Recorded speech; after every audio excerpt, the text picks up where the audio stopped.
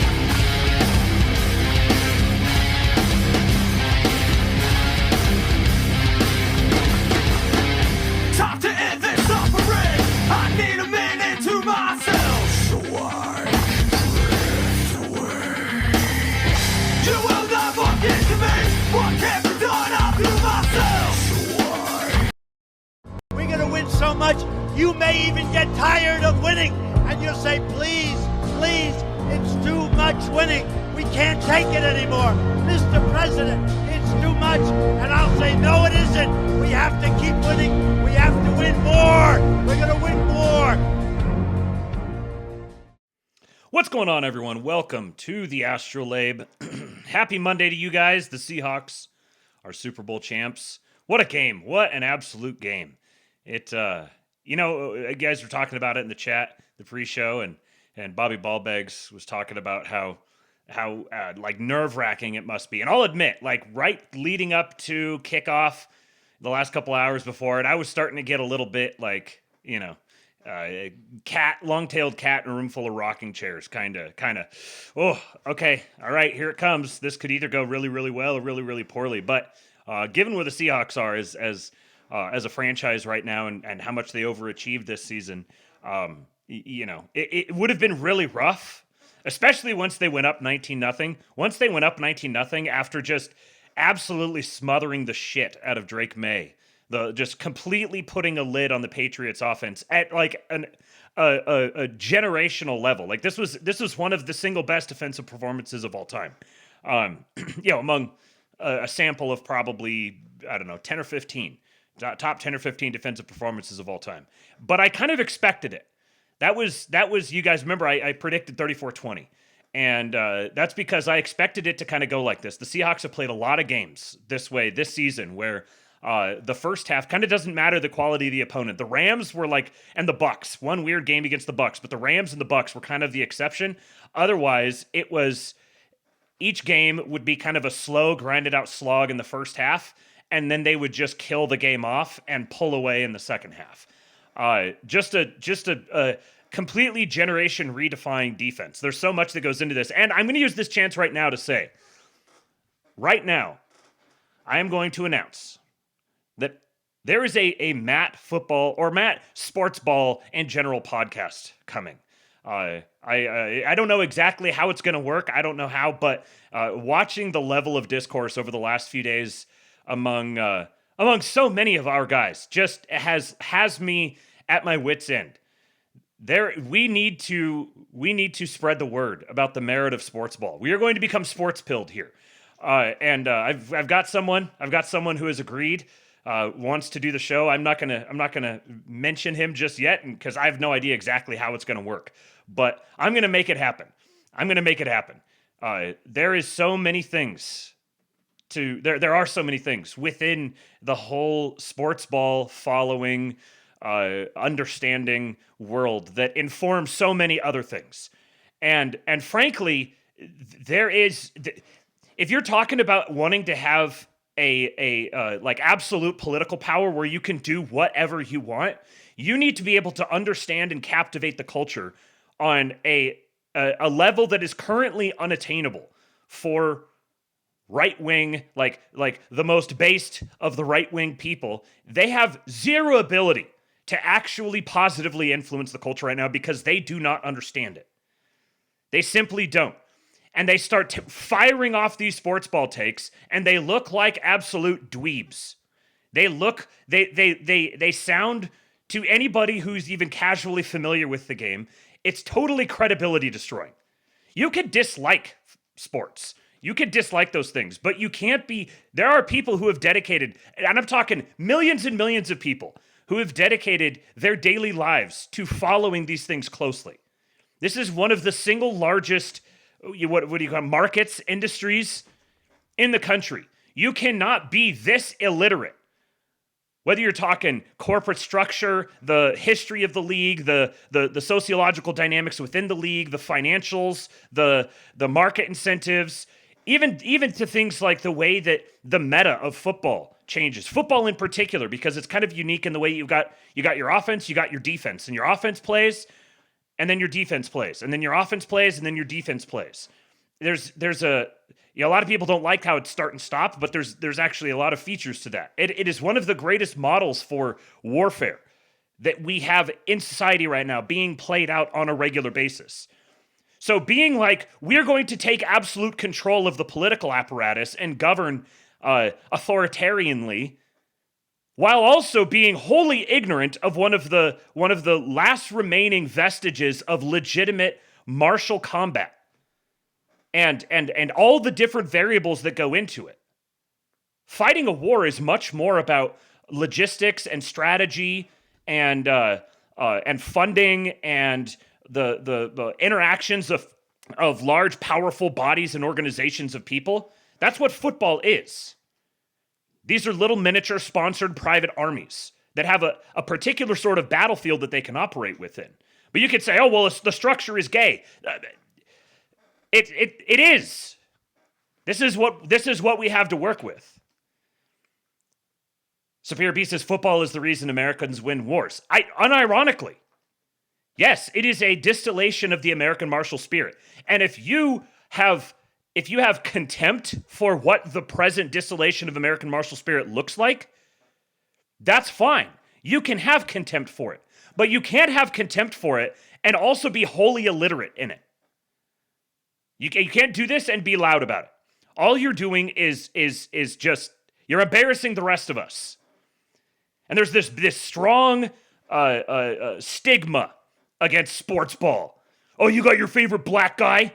You got your favorite guy you're going to wear a guy on your back because you're like a fucking cuck and stuff? This is just profoundly gay. You say that to any normal human being, any normal person. And by the way, those normal people are the ones you need either bought into you or completely ignorant of you. Don't know you exist, you operate completely in the dark. Or they know you exist and they need to have some way of respecting you. And just repeatedly stepping on your dick and sounding like a complete moron in public about something that is extraordinarily popular is one of the worst possible ways you could ever approach trying to take control of a culture, which is taking control of the culture and taking control of the government is the same thing. The government is controlled by the culture. The government exists within the culture. That's what it is. It is the culture.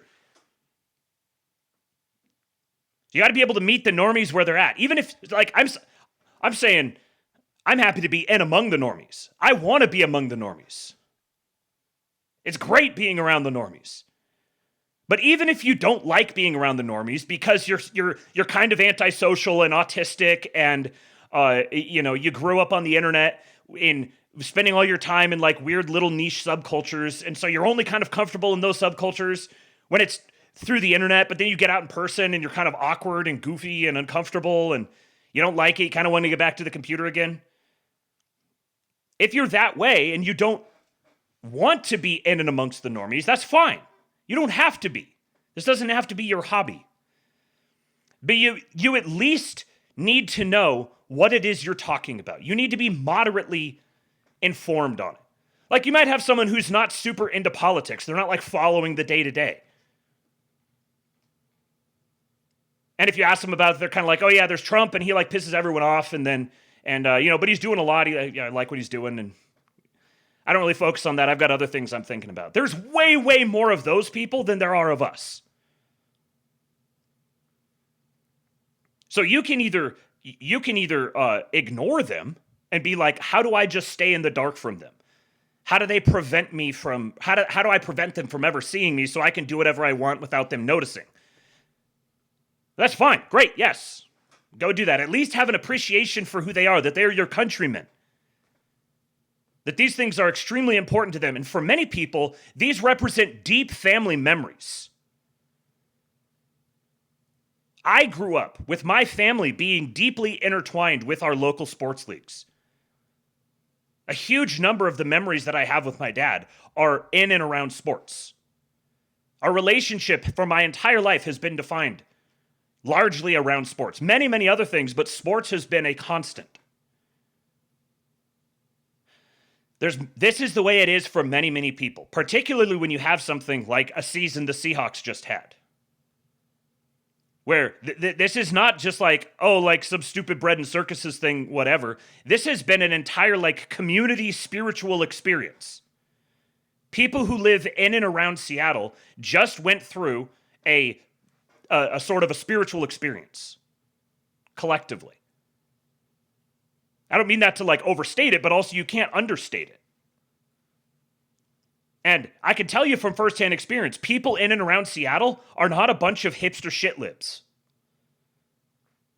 You have a huge, especially with football, you've got a massive, massive base of like normie, salts of the earth, middle class, white people. Those people are extraordinarily present within the sports ball base, particularly within the NFL. Nuclear Fatwa says, I'm in Tacoma. Yeah, the streets, where'd it go here? The streets were empty this morning. Everyone took today off. Yes, like this was a local holiday for these people. And you might be like, oh, well, that's like stupid, like people with purple hair in Seattle or whatever. And yeah, there are those people there. But there's also millions of people who live on farms or out in the country, and they're homeschoolers, and like I'm describing my own family. And if you come out and you're just like, oh, did you enjoy nigger ball today? Oh, you're stupid goy, slurping up the slop, following your favorite black guys. You are doing the exact opposite of acquiring power. You're just fucking lighting it on fire. You are acting like someone who is completely allergic to political power. You're acting like a fucking libertarian. Many such cases. So, I haven't even looked at the chat. I just got ranting. Kate says, sports ball is a huge part of my dad's life. So many of his major life events also evolved around major sports events. I try to go to at least one sporting event with him a year if I can. Yes! Yes! Now, obviously, if we're talking like, I think it's funny to call it nigger ball. I think that is like, it's funny. Even goy ball to an extent. Like, if you're kind of doing it ironically, yeah, but you can't come out here and just have complete and utter contempt for sports ball Americans and also think that you're not going to just hand elections to Democrats. Just for a rough proxy of the downstream effects of that kind of thing. So, there is going to be no idea what we're going to call it, no idea exactly what the format's going to be, whatever, but stay tuned very soon. This whole last couple of weeks has lit a fire under my ass. We talked about it in the past, and it's something that I've always felt like doing a show about politics and philosophy and stuff is kind of, it's like I could do that, and it's also, it's a thing I'm interested in. It's a thing I follow closely. It's a thing, if I wasn't doing the show, I'd be bombarding my poor wife with ranting about these things. But sports was for the first 30 years of my life, was one of my deepest passions. I have followed it so closely. And I've always thought, like, when I was, I don't know, junior high, I wanted to be a sports broadcaster. That was my plan for when I grew up. I was going to figure out what way, maybe be like a sports agent and try to work my way into the world of sports broadcasting, or I was going to try to figure something out. But that's where my mind was. This is well before podcasts ever existed. So now podcasts started, and I did one for a little while, and then I've kind of left that whole world and that whole life behind. I lurk. I go back in and I like crawl into Seahawks fan world, and I'm just like, just standing there, minding my own business. Oh yeah, look at that. That's great. Yep, you don't know who I am. Because there's still plenty of people over there who I really like, who I respect. I've listened to them or read their writing, and I've gotten to know them as people, and I like them and respect them, even though they are like Zoran Mamdani adorers. But they're still people I've had good experiences and good memories with. And I recognize how they're really just kind of captured in a spell. So yeah, we're going to be doing a sports podcast that is probably be a lot of NFL, but we'll talk meta, like the meta, how the meta of football evolves. We'll talk about sports business, contract structures, what do you call it? Tactics and strategies, draft patterns. We'll probably talk big games, whatever storyline's coming up. So it'll be a combination of more theory and analysis with actual talking about current event stuff. So if any of you guys, I know there's plenty of you out there. I know there are people who lurk, who they lurk with their sports selves like I do. They hide their power levels, but there's a stigma. If you announce that, you like post a picture of yourself at a game or something, then someone's going to go find it and be like, oh, you stupid nigger lover, goy slave, so like, I just won't, but you know what? Fuck it. I don't care. I am not lurking anymore.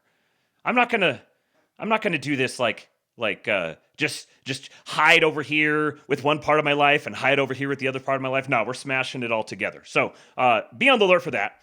I'm getting back to the game. That's right.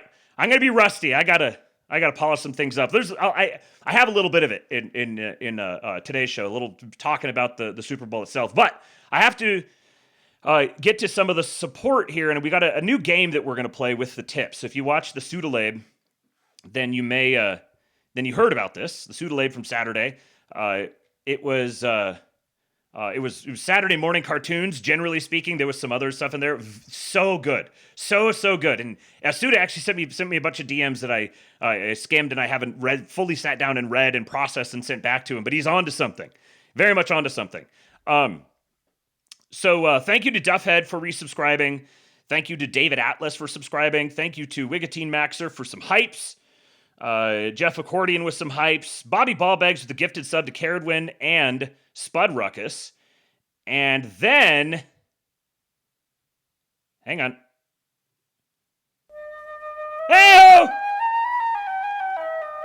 Teal Bucks received!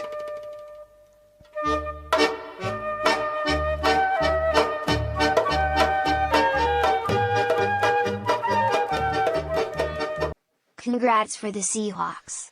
Dave Johnson. You know, Dave Johnson is the gayest person to ever walk this green earth. Here is the... Oh, hold on. Damn it, I screwed it up. I'm sorry, Dave. You know, Dave Johnson is the gayest person to ever walk this green earth. Here is the biggest, gayest man in the world. Wow. So gay. Thank you, Dave, for the Teal Bucks. Man, what a dude you are. What a true patriot you are. Dave is an absolute, for those who don't know, Dave is an absolute diehard Patriots fan. Yesterday was rough for Dave because it was not just that, but he also had to put a pet down. And on the same day, it was a rough day for Dave. And he told me that he was going to give me $1,488 if I rooted for the Patriots. That was not going to happen. Then he said $500 if they won. Well, they did not win, and he sent $500 anyways. What a man. Dave, you are the champion. You're the champion, Dave. So what he's done is he has already maxed out the tip goal for today. So you might notice up there, it says daily tip goal now, $400. If we hit $400, well, I mean, I got to back up actually, because I told you guys something on Saturday that maybe isn't going to be exactly quite correct, because I had to go look at the laws around like lotteries, sweepstakes, and I'm trying to work out exactly what that is. So I've had to modify some ideas of what I was going to do, but there was a total of about $290 in tips on Saturday's ASTROLABE, and I took the names of the people who sent in tips, and I just put them onto a spreadsheet and just did a randomize, picked one of them, and gave, that was Colin Rosh, and I gave him 10% of the total bucket. And I'll drop the tips link in just a sec. I gave him 10% of the total bucket. And so it's funny, he ended up sending like he did a $14.88, and then I sent him $29. So he actually doubled his money. He actually made money off of tipping me that day. Yeah, this is an idea that my wife came up with. And what we're going to do is I'm going to need to know people's names. At least just some way to get in contact with people, know who someone is and get in contact with them. I've had to kind of try to game this whole thing out.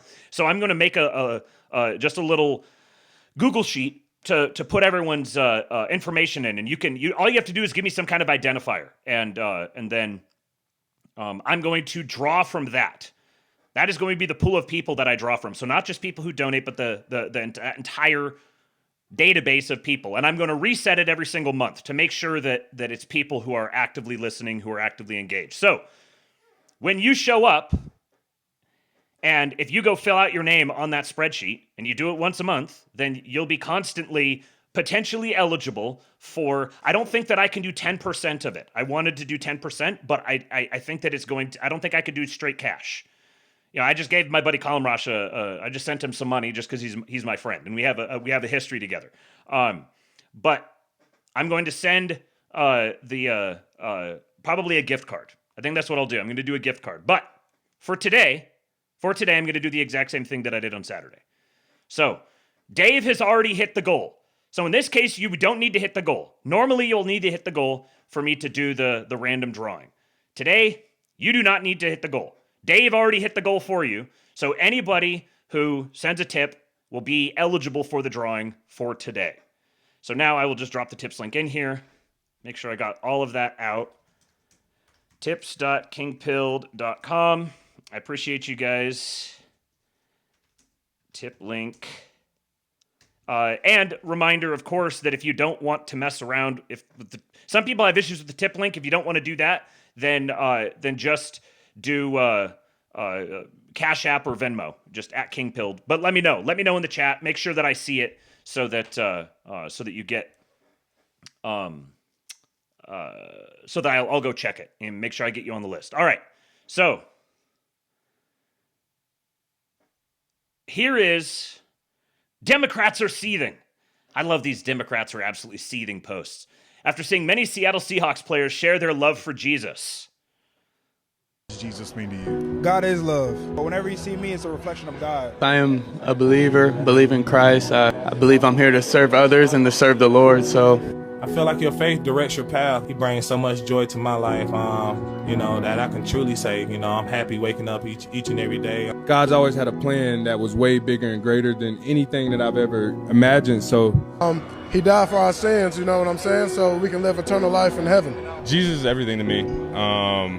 He's that unshakable foundation. No matter what happens, football, good, bad, indifferent, I know I always have Jesus to go back to. I know if I ever stray away that he's calling me back.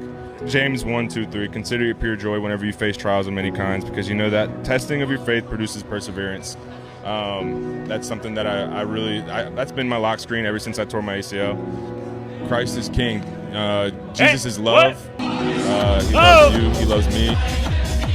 Colin Rosh! Going for round 2.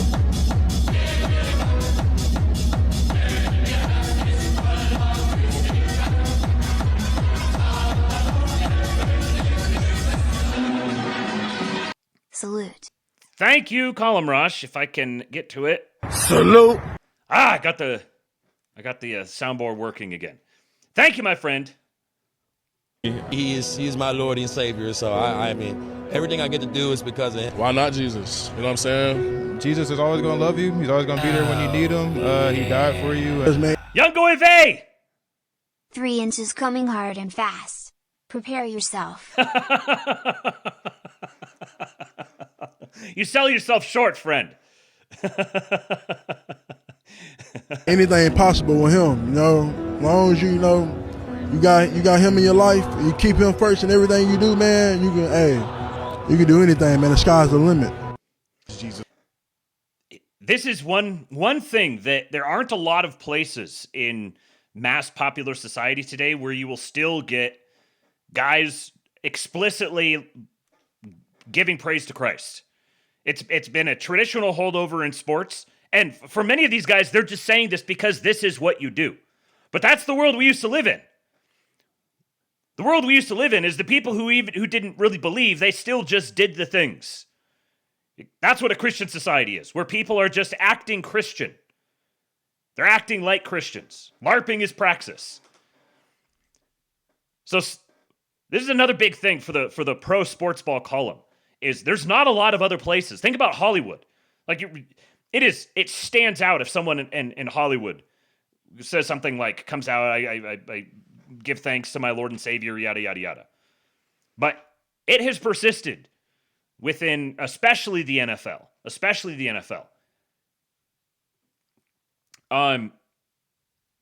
So a great thing that we'll wind up on the eventual Max Sports Ball. Oh, yeah. Oh, no! It was egg-shaped, they say. No! 3 inches egg-shaped. Or was it bent? Was it what is it called? I don't even want to try that word. It's actually patriarchy bunker. No, I'm not even going to try the word. But the thing that Bill Clinton had. Don't Google it. Don't, please, for the love of God, do not put that into your browser history. Do not put that search into your browser history. The story of Mike Macdonald here, the Seahawks head coach, is tremendous, extraordinary. The white man is back, baby. Mathers. The white man is back. Young Kings find you a Burger Queen. Yeah. The N-word. Thank you, Mathers, for the $20. Here. No more games. I want Trump to issue death warrants now against all these people. I want them killed. I want them dead now. So true. And this is we're not going to just do sports ball stuff. It just a few of them here at the beginning, but then also we're going to talk about more big immigration wins and Brad Arnold, lead singer of Three Doors Down. He died. And then my president got an honorary pass. We're also going to talk about Mark Mitchell. Mark Mitchell totally crashed out because someone went and clipped out a video of me telling him that his brain would be better suited coloring pictures with crayons and taping them to his wall. And so he totally crashed out about it. And it was very entertaining to me. But I already had a couple of follow-ups on the Mark Mitchell story from last time. So we'll talk about that as well. But I was listening to one of these Seahawks podcasts that I listened to, where they were recapping the game. And they're like total libs, like deep shit libs. And they're talking about the game and they're so excited about it. The Seahawks head coach, Mike Macdonald, is 38, second youngest Super Bowl winning head coach, first defensive play caller head coach to win a Super Bowl, set all kinds of records, just incredible. And he is like the Terminator. He is super serious, stoic, man of relatively few words, who has one of the most sophisticated defensive schemes ever. He is an absolute wizard, just an absolute wizard. And so I'm listening to this podcast, and one of the guys says about the other one, he says, just before we went live, he was saying that he loves our, what did he say? It was our brilliant wizard autist head coach. And the third guy on the panel was like, whoa, no, like I have an autistic child. I don't know about that. And I was like, the libs are even calling each other autistic now. They just can't help it. They just cannot help it. Who's in the chat? Someone said our strongest Gatriot is in the chat. Dave? Dave's here? Where is he? Where is that man? Oh, Dave. Yeah, Drake May is a Christian patriot. Yes, that's true.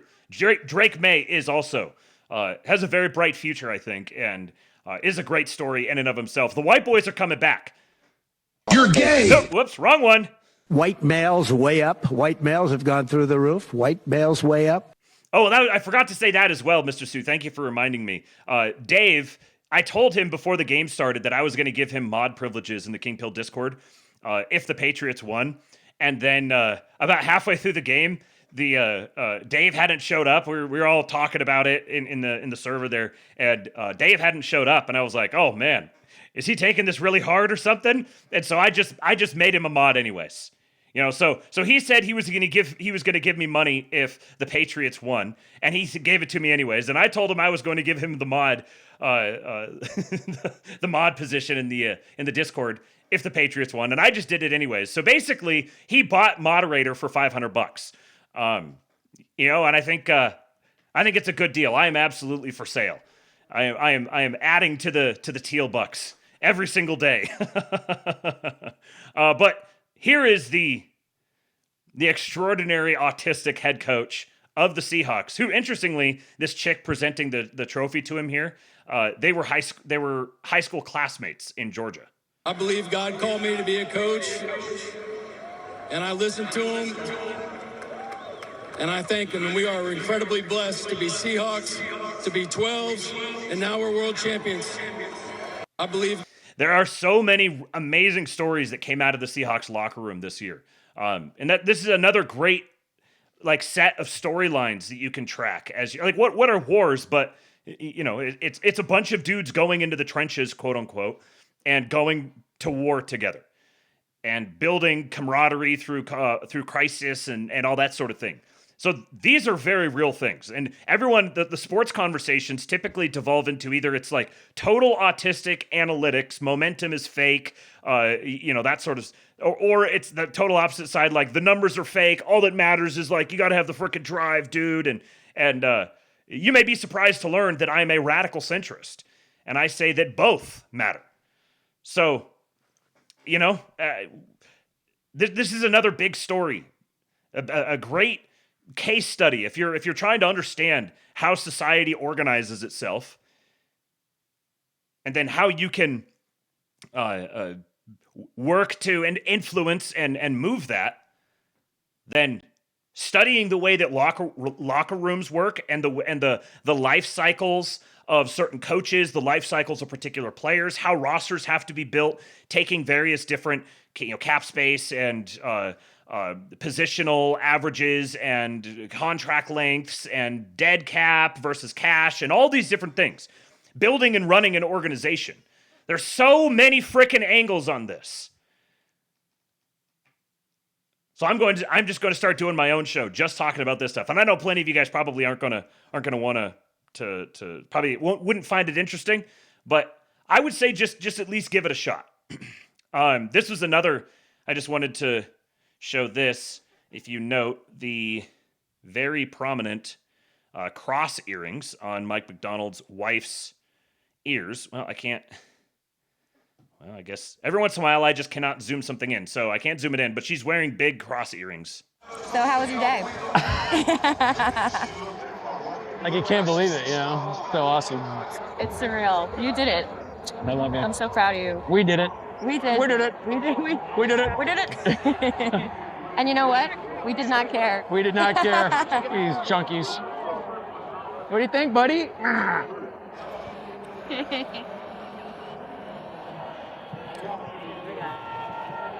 Jack, one day you're going to really like this day. Just, man, I could talk for so long about the state of the state of the Seahawks franchise when he took it over, and the sorts of risks that he took when he came in, the commitment to just doing things the way he was going to do them, the way that he brought a bunch of dudes in and got them bought in. Just got them wholly bought in to the point where everybody who's around the organization is like, they've got a thing going on in there. That there's all sorts of like the guys hang out together away from the game. They have these bonding routines that they do. May or may not involve baby oil. No, I'm just kidding. It's like some sort of a really complicated reaction, like shadow boxing sort of game that they do.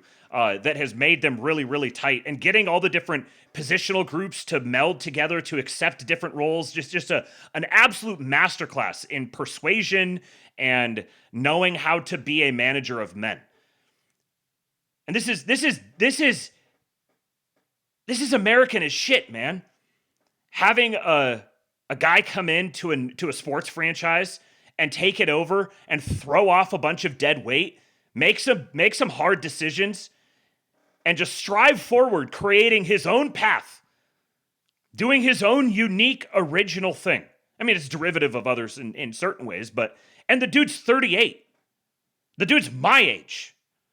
This is his first head coaching position, and he goes to a Super Bowl in his second year. John Schneider, the Seahawks general manager,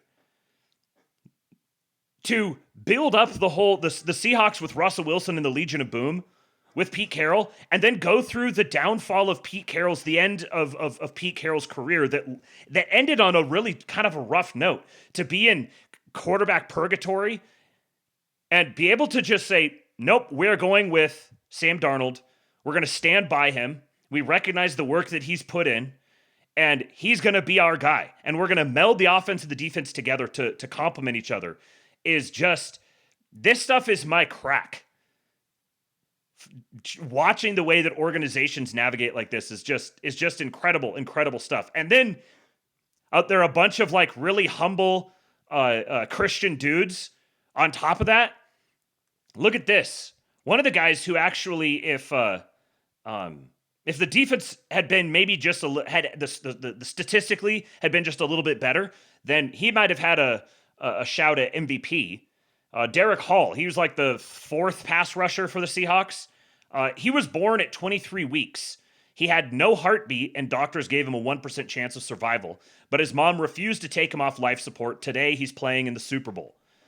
He was born at 23 weeks. His mom stuck with him. And he played in the Super Bowl, got 2 sacks, and a forced fumble. Just,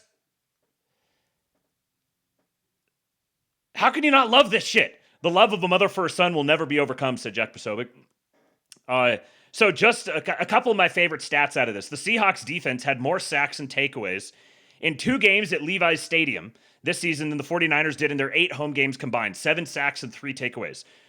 Kenneth Walker III also had more runs of 20-plus yards, 3, than the whole San Francisco team in that stadium. So here's another thing.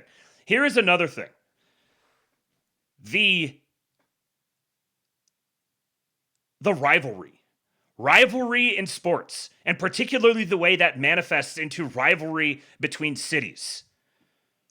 The Seahawks and the 49ers have been bitter, intense rivals for a long time. It is almost more vicious. Rivalries between the Seahawks and the 49ers fans is almost more vicious than rivalries between internet racists and shit libs. It is intense. And then the Rams have come on a lot lately. So what the Seahawks had to do in this season is they had to beat the Rams and the 49ers at the end of the season, then go to the playoffs and beat the 49ers and the Rams again. Both the 49ers and the Rams were top 5 teams this year. So these were not just huge rivalries, they were huge matches.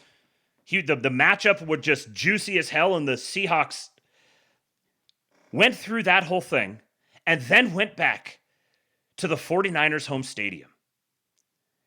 And they were in the 49ers locker. The 49ers star middle linebacker, Fred Warner, who was injured and couldn't play in that game, got walked through on a media tour through his own locker room and looked at Seahawks jerseys hanging up in his locker. He had to sit there while blue and green confetti rained down on his field. Kyle Shanahan had to go on national TV and pick the Seahawks to win because he's just that much of an autist himself that he knew it was inevitable. Never has a sports franchise gone through a track like this, just avenging rivalries. Then at the Super Bowls against the Patriots, and the last time they were in the Super Bowl, everyone knows how that ended. Total closure on that. There was people who, again, like if sports is your thing with your family, and you're together with your family, rooting for a team that has a season end like that with what it meant for the entire organization at writ large, that was devastating. That was devastating to so many people. Good, normal American people. And to come full circle like that, to win the Super Bowl in a rematch after that, in your rival stadium, after beating both of your rivals twice in 5 weeks to end the season, this was peak sports nirvana. And on top of that, the Seahawks defense, like the stats said, had more sacks and takeaways in their 2 games at Levi's Stadium than the 49ers did in their 8 home games combined. This is just humiliation after humiliation after humiliation. This feels like, apologies to the Rams and the 49ers and the Patriots fans out there, this feels like Trump's inauguration. Right after it, and when it was just like, the world is just magically coming together. Like, you couldn't write a storyline like this. There's just no way a Hollywood script would reject it. Just absolutely magical. And every year, a fan base experiences this. Every year, a fan base experiences this on some level. I think that's the big takeaway. Every year, someone experiences this on some level. So there are millions of people across the country who are engaged in this on a regular basis. We're going to talk about the viewership numbers for the Super Bowl here in the TPUSA halftime show. It is one of the most popular, most viewed events across really the entire world. How can you have aspirations for, like, we're going to have a home again? And, we're going to, like, take over the apparatuses of the governing institutions and run them. When you have that sort of attitude towards something that is this deeply significant and meaningful to probably, 100 million people on some level, you're out of your mind. Again, you don't have to be into it yourself, but going out and just constantly actively counter-signaling it and looking down on people for participating in it and pulling out these old, tired, gay, like, bread and circuses and slop and corporate advertising and all that. You sound like libs complaining about having the national anthem, about having military flyovers. That's what you sound like. It's like, ugh. Don't invite that guy to whatever's going on. And then once in a while you get things like this. Drake May in his first playoff game, 16 points. Tom Brady in his first playoff game, 16 points. Drake May in his first AFC championship game, 10 offensive points. Tom Brady in his first AFC championship game, 10 offensive points. Drake May in his first Super Bowl, 13 offensive points. Brady in his first Super Bowl, 13 offensive points. It's freaking magical. This is just incredible. What a timeline. What a timeline we live in. This reminds me of all of the synchronicities between Abraham Lincoln and JFK's assassinations. The synchronicities between them is absolutely absurd. This is like a viral thing that used to go around when people like forwarded emails to people. And you go down the whole list of things, and one time I was like, this can't be real. And I went and started checking on all of them, and they're all, like, basically all of them are real. Look that up if you haven't seen it before, the insane synchronicities between JFK and Abraham Lincoln. Okay, so look at this. There's potentially going to be some relatively significant political implications here for the state of California. So Sam Darnold was the Seahawks quarterback. For winning the Super Bowl, the winning team, each player gets $178,000. In other words, the Super Bowl isn't a part of their salary. And because the game was played in California, and California has a jock tax, and they look at duty days. So each team spends 7 days in the state of California. So those are 7 duty days, and they pierce your regular salary at 3.5%. So he has to pay, when you take into account he got the $178,000 plus his overall salary, he has to pay the state of California for spending 7 days there $249,000. That's just so stupid. I mean, yeah, but it really is. So just if that didn't completely click for you, there is the way that taxes work for the income taxes work for NFL players is when they play in a state that has an income tax, they are taxed based on the number of days that they're there. For a regular season game, it's typically 2 days, the day before the game and the day of the game, and then they fly out. In the playoffs, they don't have their yearly salary is not included in their playoff compensation. So there's set brackets for the playoff compensation. And when they play in the Super Bowl, they have to be there doing interviews and engaged formally in their capacity as players.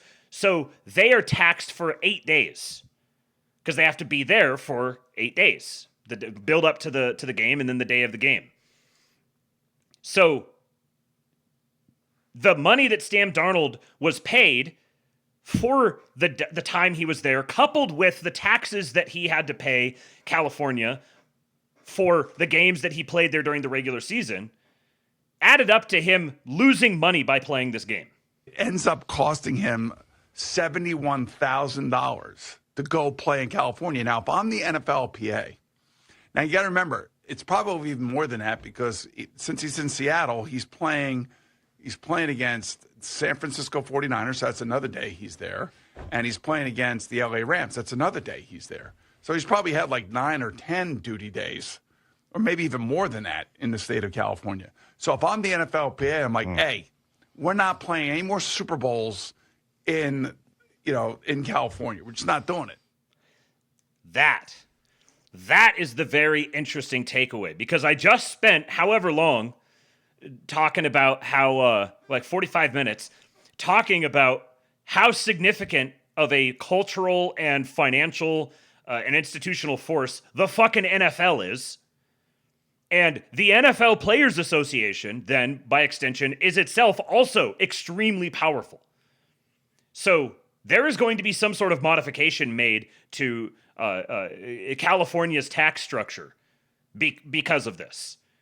And the level of story that this has become is likely going to result in something like that, because the frickin' players union, or the players union, the Players Association, is eager to jump on any of these sorts of grenades for the sake of their players. And that's another thing, is that NFL players, especially former players, it's very much akin in spirit to like veterans, like military veterans, with respect to current players and other former players. There's a really distinct like camaraderie, brotherhood sort of dynamic there, as would inevitably be the case when you have a whole bunch of guys who come together and engage in a martial activity for a number of years. So they like to look out for their own people, and they use that as a pretext to accomplish lots of other things too.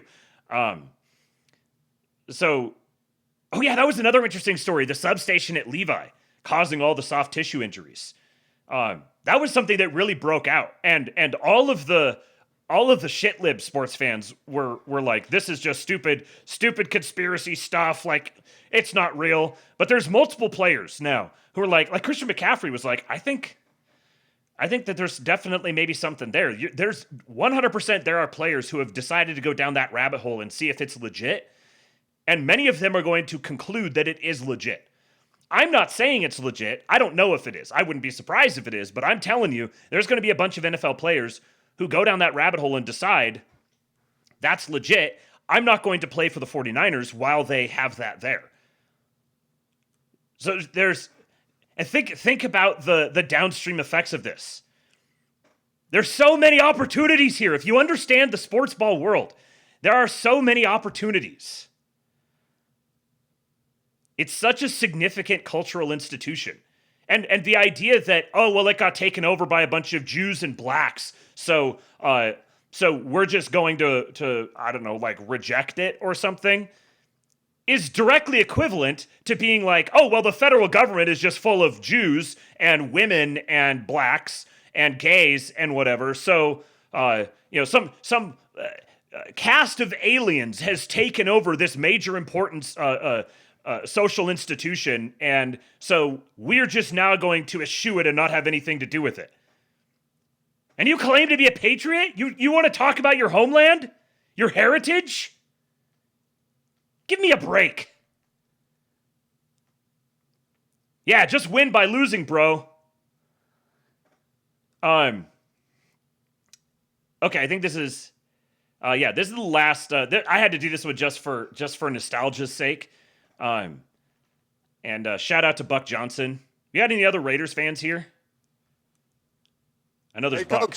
Coach, we got Twins right quick, Zin 61 Bear, alert, 468 F angle, Y corner on one-on-one, ready.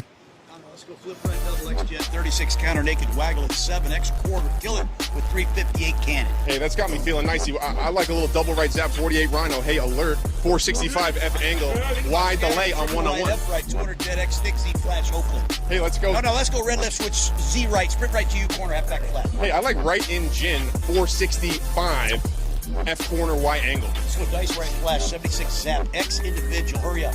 Hey, let's go trips right tight B motion, 36 power pass on one-on-one. Ready? I love you, man. Hey, man. Yeah. Love you back, man. Hey. 180. 180. Hey, kill. Hey, easy. Eyes on the defense. Fair enough, guys. Hey, coach. That, in case you don't know, that is how they call football plays in the huddle.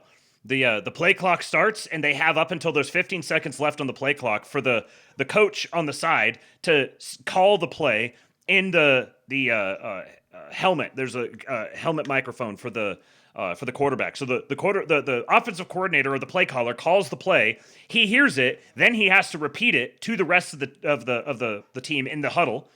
And then they have like special hand signals. They have and then the more advanced quarterbacks are capable of coming out, reading the defense, and then making adjustments and saying, okay, kill that play. We're going to do this one instead. And each of the players has to know these things. There's like a code word in there that is an indicator for which blocking scheme the offensive line is going to take, which way the back or the tight end is going to go, who's going to come in motion and when, who's going to be lined up where, which route combinations they're going to be running. This is what the game of football is every single one of these guys hearing a code like that, being able to decipher it, and then go up against absolute freak athletes and remember this and operate in precise, specific timing. And then get up and run back and do it again, and then get up and run back and do it again, and get up and run back and do it again. These are extraordinary physical performers. You have to be exceptionally mentally tight to be successful in some capacity, and plenty of them they hit their head so many times that they lose that.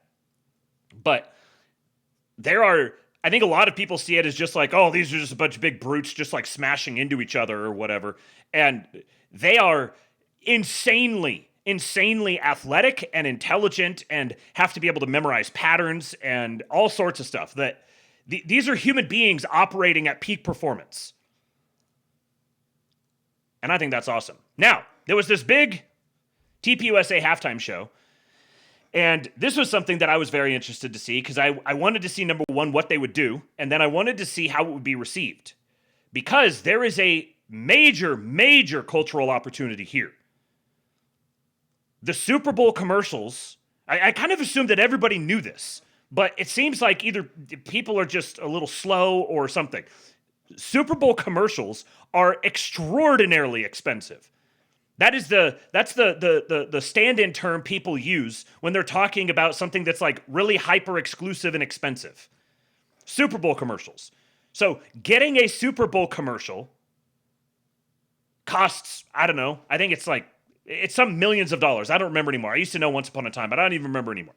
A 30-second spot is some millions of dollars.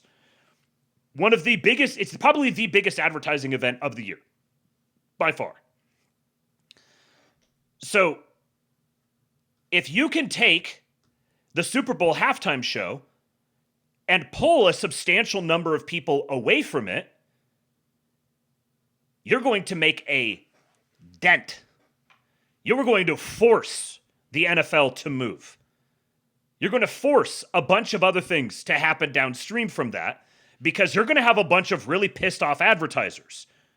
Now, this would depend on if that number of people, if there was a substantial chunk of people who actually went away from it. Either there's going to be some people who just leave the game on, but then they watch it on their phone, or they put it on a second TV and they watch it there, and so they have both going. So the actual numbers may even understate it just a little bit. But if TPUSA could successfully present an alternative Super Bowl halftime show that a substantial enough people will go see, it's well done. It just has to be satisfactory. It just has to be like, oh yeah, that was pretty good. Because the comparison is so bad. So it just has to be like, yeah, that's cool. That's all good. And the NFL is going to see a major, major demand from its commercial partners to accommodate for this fact. It's already the case that that Super Bowl ads that are underviewed the money for those will actually sometimes be like rebated or refunded back to the advertiser because of underperformance. That's how ruthless this market is. So here is Andrew Colvett, the executive producer of Charlie Kirk Show, talking about the numbers and the performance of their halftime show. Especially as we saw those live stream concurrent numbers just keep climbing. I mean, I think there was like 1 million people before the show even started, and YouTube for just the Turning Point channel alone got as high as 6.17 million live concurrents. If you add that up, we're actually working with a third-party firm right now this morning to find out what sort of a Nielsen equivalent would be for this. But when you add up that live stream plus Rav's live stream plus on just YouTube, we're just talking YouTube. We're not talking about other broadcast channels or anything like this. And so it's Charlie's, Turning Point's, Rav's. If you put those 3 streams together, I think you already have the #1 YouTube stream of all time. We're going to confirm that. I'm not here definitively saying that, but it was easily #2. We'll see if we're the #1 live stream in the history of YouTube. That's not counting Rumble. That's not counting broadcast. That's not counting all of these other areas. So we know So just to reiterate that, they are at least the #2 live broadcast that has ever happened on YouTube before you take into consideration all of the other platforms that they were streaming on. There was people streaming it on X. I went and just searched it on YouTube and filtered by live videos, and I saw at least 15 to 20 other videos that had a minimum of 10,000. I was looking for like 5 figures of live viewers. A minimum of 5 figures. The highest one I saw was 150,000. There was a couple that were in the 50,000, a couple that were in the 20,000. So the numbers he's talking about here are strictly just their YouTube channel and Charlie's YouTube channel. Or maybe even just their YouTube channel. But Charlie's YouTube channel got up to almost 1 million as well. There was a huge, huge surge over there. For a fact that about 25 million streams last night, which is like amazing. And the way Nielsen does their numbers is they'll usually put a 2.5x on that because they're depending on groups watching it together. And I had people texting me, parties of 50 watching the game saying, "Hey, we're tuned into the halftime show." So I mean, it's going to be an estimate, but we're talking 40, 50 million people tuned in to Turning Point USA's the All-American Halftime Show. So just an amazing, amazing success. And I will tell you, this is a shot across the bow, Steve. There are media executives, advertising executives all across the country that took note last night, and some of them are pretty nervous this morning. And why are they nervous, Andrew? You guys, this has been Charlie's dream for a long time. And after his assassination, I know you and Tyler and the team, Erica, focused on, hey, we got to do this. And you guys put it together. Rav helped. Other people helped. Robin Parker-Sig and so many other people had your guys back. Why should they be nervous this morning? Well, listen, I mean, if you assume about 125 million people tune in for the big game, well, if you are an alternative programming option that just took 40 or 50 million eyeballs away from that, the ad implications, the ad dollar implications are huge, Steve. And that's one win. Just basically showing the world that you can do this. The second win, though, is like, hey, next year, we want to invite some of these big boys to come alongside us and help underwrite this so we can make it even bigger and better. I'm looking at you, Cabela's. I'm looking at you, Chevy. I'm looking at you. What brands are selling to the American heartland? They're selling to patriotic Americans. Help us do this thing and keep the pressure on. That is the big takeaway here. And I've seen way too many people, once again, this is what I'm talking about. There's this narrative out there among ostensible like right-wingers or conservatives or maybe Charlie respecters or whatever.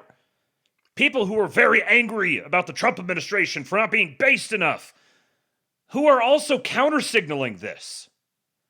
They're like, oh, it was gay, it sucked, their numbers were fake. What the fuck is wrong with you people? Why must we constantly just shoot ourselves in the foot? Why can't you just be normal? When you have takes like this, you're demonstrating, number one, how to anybody who actually understands the nature of Super Bowl advertising or business or corporate anything, you're just revealing you don't understand those things. You're just some sort of amateur casual on the sideline who happen to get an audience and just fires off whatever happens to zap out of between his ears. There is nothing whatsoever to be gained from counter-signaling this. Have the remotest bit of political or cultural sense, please. What do we have from here? So, downstream impacts of this. Number one, doing this on the first time ever, pulling, I don't know, probably somewhere in the vicinity of a third of the NFL's viewership. Your first time out? Leaving aside the implications for the NFL, what are the implications for TPUSA? They could have less numbers than they did this year, next year, and it would still be a tremendous accomplishment. They're going to pull substantial advertising. You can't just ignore there's going to be this really massive streaming event. One of the largest streaming events of all time is happening.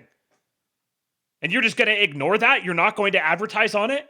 There's more than enough organizations now that will be absolutely happy to shovel a lot of money at them to advertise. Which is people who are being pulled away from the NFL. The NFL is experiencing legitimate commercial, marketplace threat for their financial model because of this. Because people are leaving watching the NFL because there's suddenly a valid alternative, and the NFL's halftime show is gay. So we'll show up and we'll watch the game, but then we're not going to be there for your halftime show, which is supposed to be this big marquee thing. Who wants to go do the halftime show for the NFL next year? How much more is TPUSA going to take from that? This is a substantial, one of the biggest, cultural blows that even nominal right-wingers have made against the regime in a very long time. Colin Ross says, I've seen reports that TPUSA outperformed the NFL in the U.S. market. I mean, I wouldn't be surprised. Now, that's the other thing. Yes, it won't be Kid Rock next time. It'll be a much bigger act. They're going to be able to pull a much bigger act because what are the music charts looking like today? It's Kid Rock and this other chick who performed are at the top, outperforming Bad Bunny. So any other musical artist looks at this now and says, do I want to get exposed to like one of the largest streaming events that's going to happen this year, maybe the largest ever? Maybe that's something I'd like to go do because of how much frickin' money it'll make me. This is such a frickin' big deal. But there's just this spirit of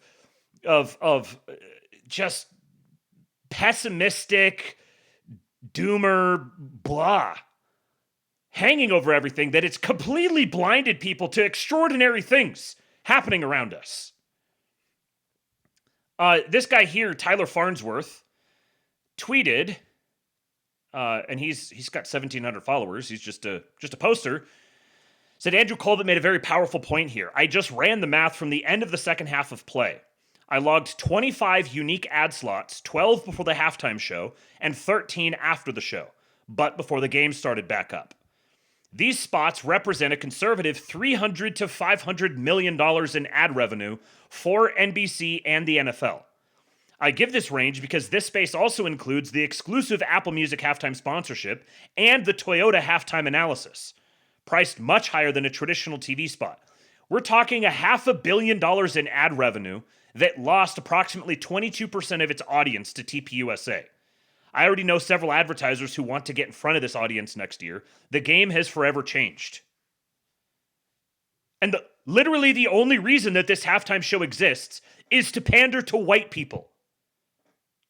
That doesn't mean that only white people appreciate it, but it's very obvious that it exists to pander to white people. And all of these people who are so concerned about the plight of white people watch a thing that panders to white people and goes, ugh, disgusting. Disgusting white culture. How? The largest stream of all time, the largest live stream of all time, was done explicitly for the purposes of pandering to white people. And you want to tell me that the future is all just doom and gloom and it's all over and we might as well just tune out and kill ourselves?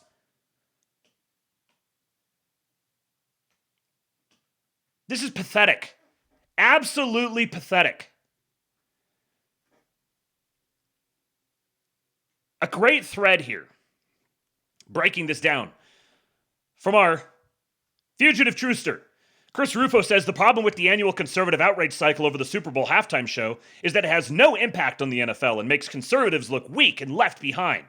Kid Rock does not change this calculus, he reinforces it. The ghettoization of conservative culture. I'm a right-winger, I love country music, but come on, Kid Rock did not mog Bad Bunny.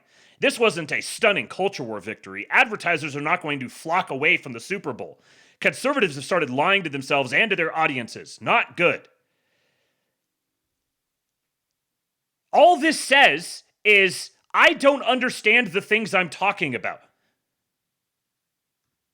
Fugitive Truthster, strong disagree. If you take 10 to 30% of the NFL's viewership and move it to a competitor and get advertisers, that makes a huge impact on 1, the NFL's profit margins, 2, building a competitor, and 3, rather than demoralization, you inspire Americans they can be patriots again. You have to see where this is going on a 5-year timeline. If you just look at yesterday as an isolated event, then it's meaningless. But we're building an escape to the status quo, and we're puncturing the illusion of inevitability and hegemony. This is the biggest YouTube live stream in all of history. Next year, they're going to do it again, and it will pay for itself with corporate sponsorships. Over time, it can grow into an actual stadium concert with tens of thousands of live attendees.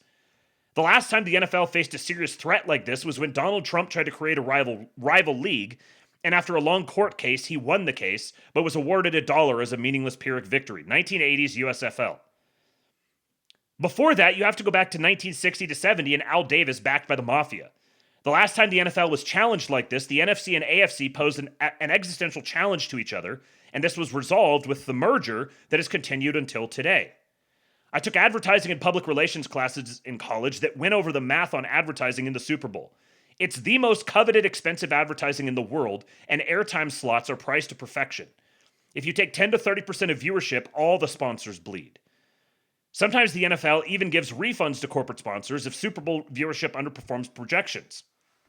Audience delivery guarantees, ratings thresholds clauses, make goods, credits towards future advertising buys.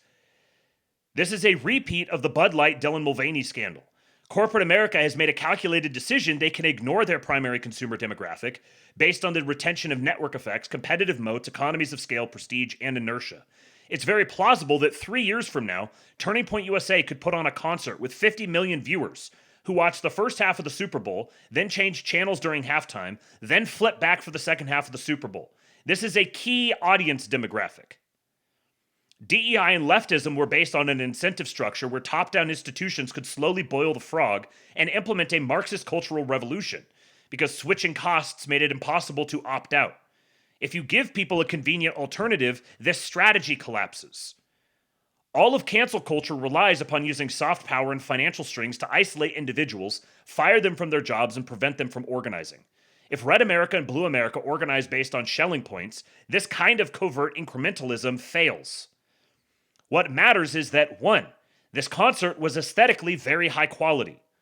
2, it's very cheap and small scale. It can easily fund itself and find corporate sponsors for an event with 25 million viewers.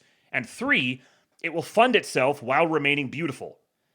There is massive pent-up demand for Red America, which is what created the NFL to begin with. It's a massive market of inefficiency of 30 to 50 million Americans. 30 to 50 million Americans. 30 to 50 million Americans being pulled away from DEI slop. Going to watch a thing that is being presented to them specifically because it is obviously pandering to white people. This event is never going to be bigger than the Super Bowl. That's not the point. Anybody who's like, oh, it doesn't matter, it was insignificant, whatever. That's because you think the win condition here is be bigger than the Super Bowl. You're a moron.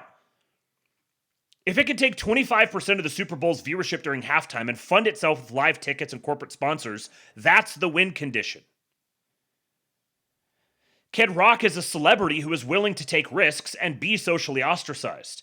But if Turning Point USA can create an annual concert venue with 25 million viewers, beautiful aesthetics, and respectable prestige, they will be easily able to draw quality musicians. I mean, Brantley Gilbert is not exactly a small name himself. He's a little past his time now, but he's had plenty of notable hits.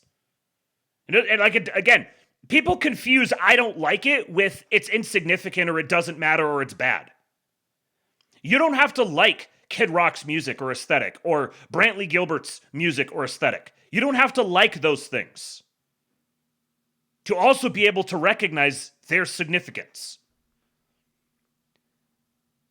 HBO did something similar with counter-programming when they created The Wire, Sopranos, True Detective, and Deadwood as a reaction against network TV's formulaic police, medical, and legal procedurals. Turning Point is not going to be able to capture most of the Super Bowl's current sponsors, but the win condition is to create a venue with 25 million viewers that attracts enough sponsors to break even and do it again. The musicians who performed are seeing a bump to their careers, and so it's going to be a solid business decision for other musicians to do the venue next year. This is probably the single best showcase for a country or rock musician to perform at in 2027. This is what it looks like to win.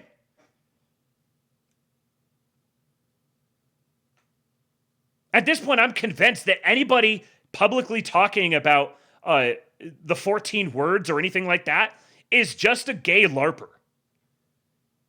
They're just a dweeb.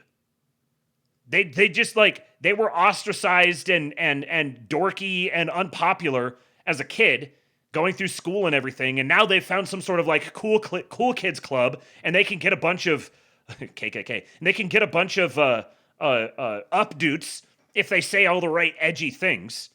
But when it comes to the actual real life implications, they're wholly illiterate. Oh, yeah, Gabby Barrett. That was her name. Kid Rock and Gabby Barrett are tearing up the iTunes top of the charts after playing the All-American halftime show. They're also at the top of the Spotify charts. Maybe the most important and overlooked aspect of Turning Point's halftime show is that they had a duet cello and violin interlude. Rather than creating a low-status ghetto, they claimed for themselves the high-status mantle of an orchestra concert. So you have the NFL with... Hello!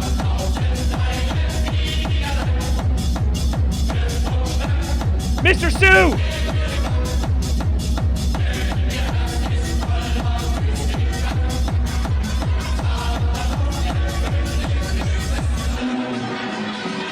We will red pill the chuds with sports ball. Damn straight we will. That is right, Mr. Sue. The chuds have no idea what's coming for them. Mrs. Kingfield says, looks like maybe they were this morning, but that's good optics. Yeah, it was earlier today that I saw that. And I went and checked it myself on Apple and on Spotify, both. They were the top for a while there. I mean, part of that is because, like they're higher than Bad Bunny because Bad Bunny was already so much more subscribed than they are. So it's like a relative ranking. But what it means, what other artists are going to look at is they're going to be like, whoa, they got a huge boost.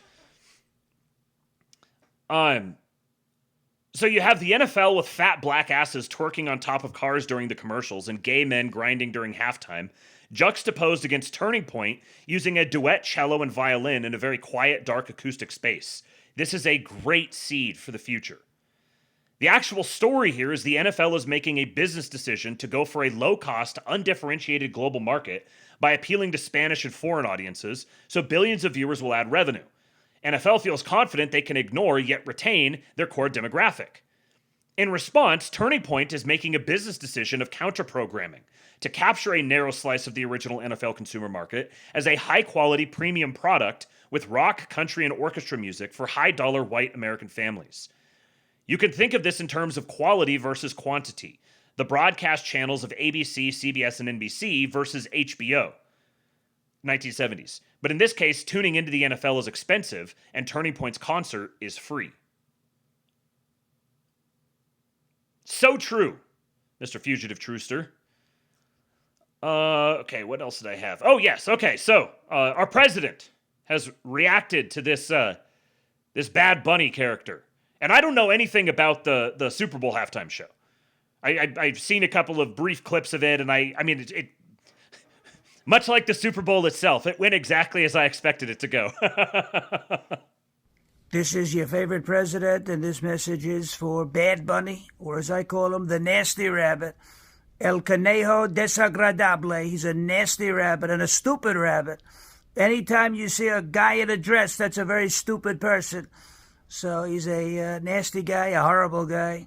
They call him Bad Bunny. I call him the worst bunny. Think about it. Nobody knows bunnies quite like I do. I get along very well with many of the highly respected bunnies all around the world. I have a tremendous relationship with Bugs Bunny. He said to me, "What's up, Doc?" He said, "Sir, what's up, Doc, sir?" I said, "You don't have to call me Doc. You could call me Donald."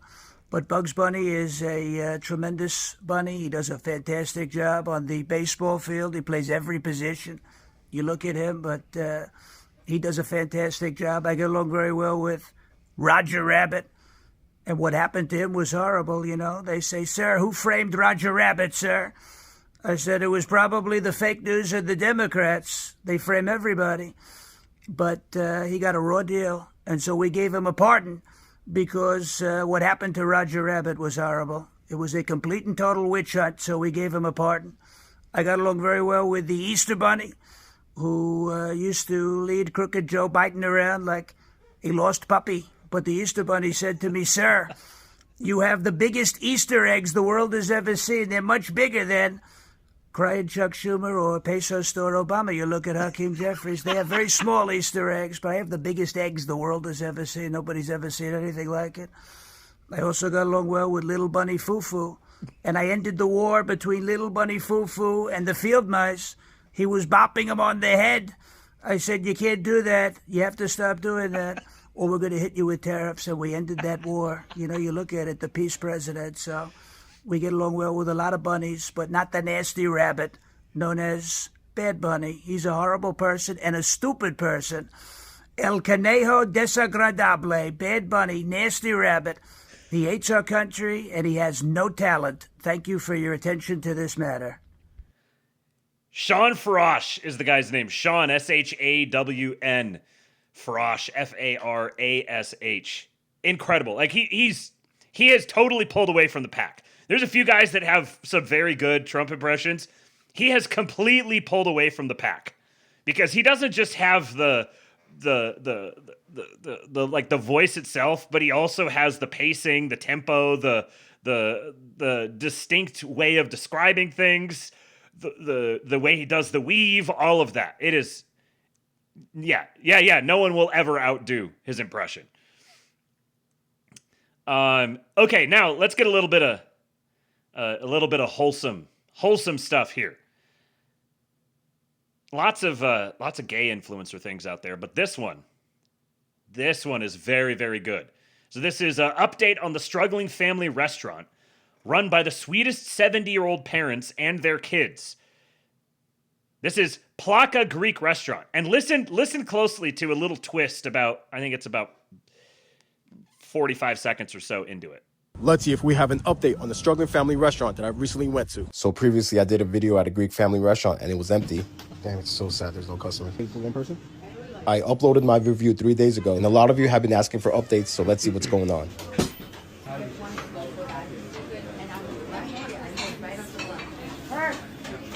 It's him! How are you? It's him! I'm good. How are you guys doing? Hey, Tia. How are you? Okay, listen to me.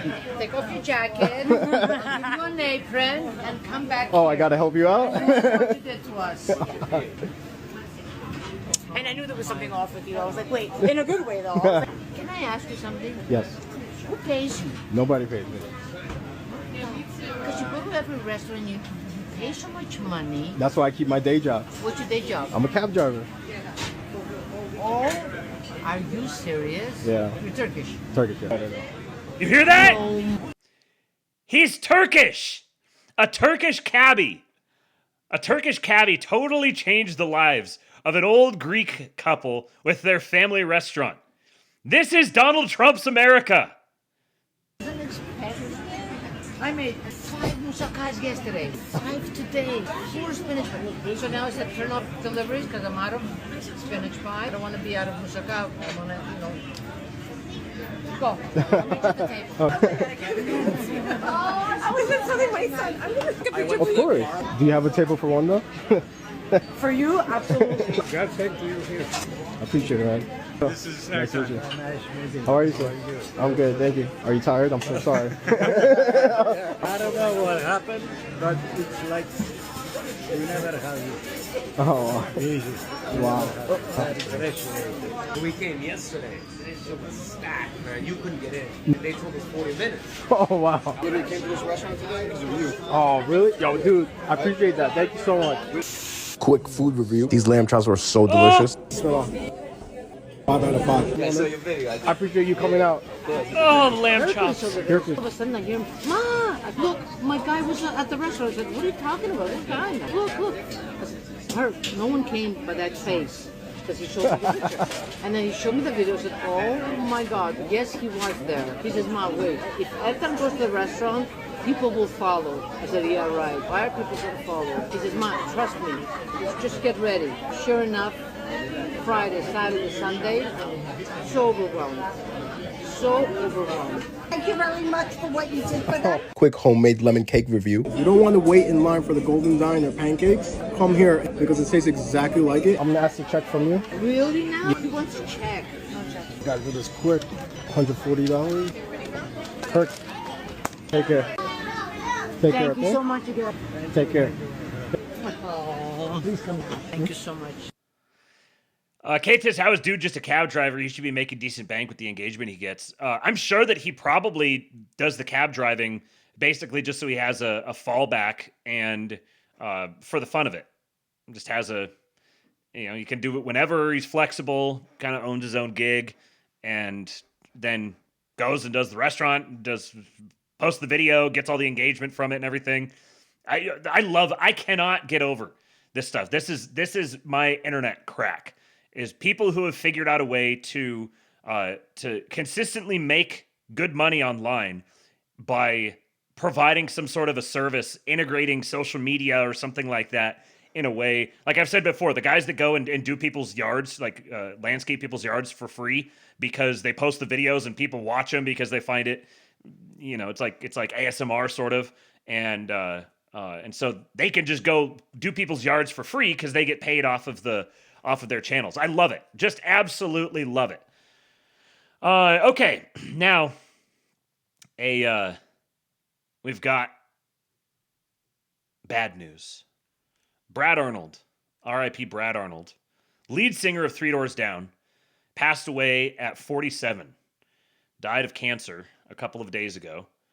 And I just wanted to make sure that we did a little recognition, little celebration of him, because Brad Arnold was an absolute patriot. Here is him playing at the Trump inauguration in 2017, which they took a lot of shit for doing at the time. I'm not going to play the whole thing of this because I'm going to play another one, but this was in 2017.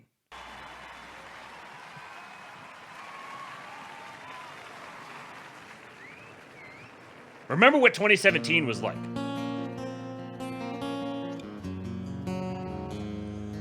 100 days have made me older since the last time that I saw your pretty face. Absolute scenes 1,000 lies have made me in front of the Lincoln. And I don't think I can look at this the same.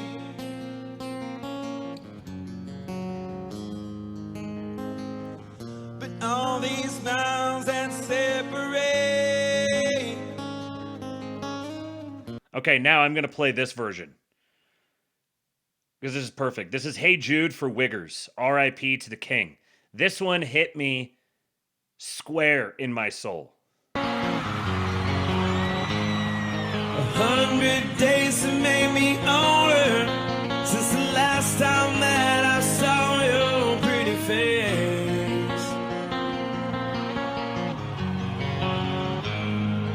1,000 lies have made me colder, and I don't think I can look at this the same.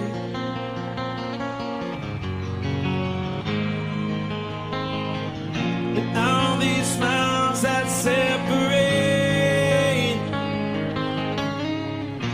they disappear now when I'm dreaming of your face. I'm here without you, baby. You still know my lonely mind. I think about you, baby, and I dream about you all the time. I'm here without you, baby. You're still with me in my dreams. Tonight, it's only you and me.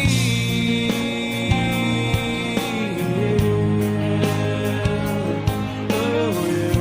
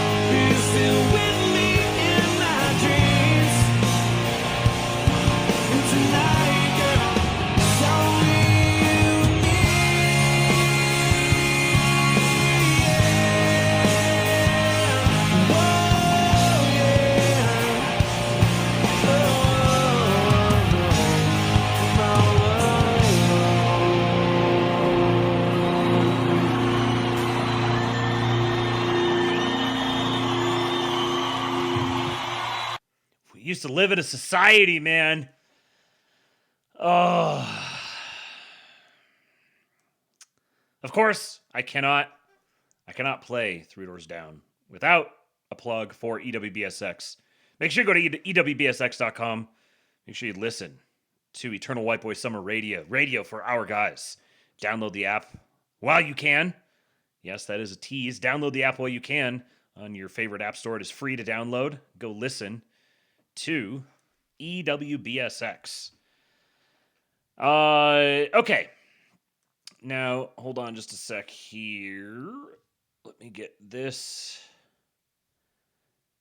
And over here. Now, is Nevsky in the chat? Nevsky, are you here? I want to see if he's here before I play his clip. It looks like he's not. At least he's not showing up here. Ballbags, you here? I want to make sure. Oh, he is here. Excellent. Oh, yeah. Ooh!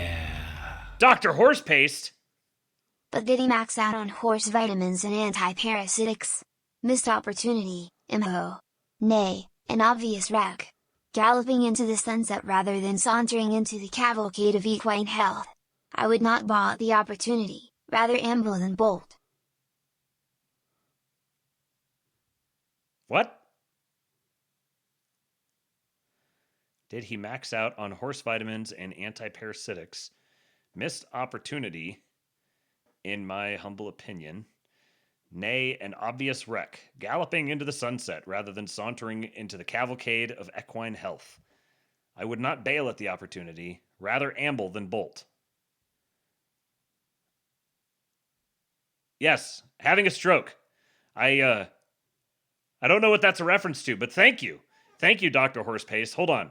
Let me, it says that guy isn't eligible for the drawing at the end of the show. I was just going to double check here and make sure that I know who that is. Otherwise, I'm going to need, if you want to be eligible, then you'll have to let me know who you are. I might know. I will confirm. I will double check before we wrap up for the night. But just so you guys know, any of the tips that come in today, because Dave the Patriot gave me a $500 tip before the show started. Oh yeah. Horsey, were, nay.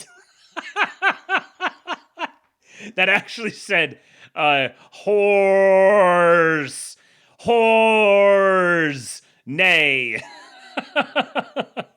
Yes, I know who this is. Thank you, Dr. Horse Paste. Ivermectin maxing. Yeah, that was what I was thinking it was. Because Dave gave me a $500 tip before the day started, then I put the tip goal up there of 400. But everyone is Dave got you guys to the goal already. So anything that comes in before the end of the show is anybody who sends in a tip is going to be entered into a drawing at the very end of the show to be eligible for a $50 gift card that I'm going to send you, because I don't think that I can send cash.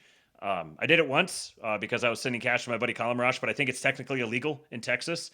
So I can give you a gift card. So I will be doing a random drawing among all the individuals who send in. Each individual, you get one entry into a random drawing at the end of the show, and I will buy one of you a $50 gift card because we have hit the tip goal.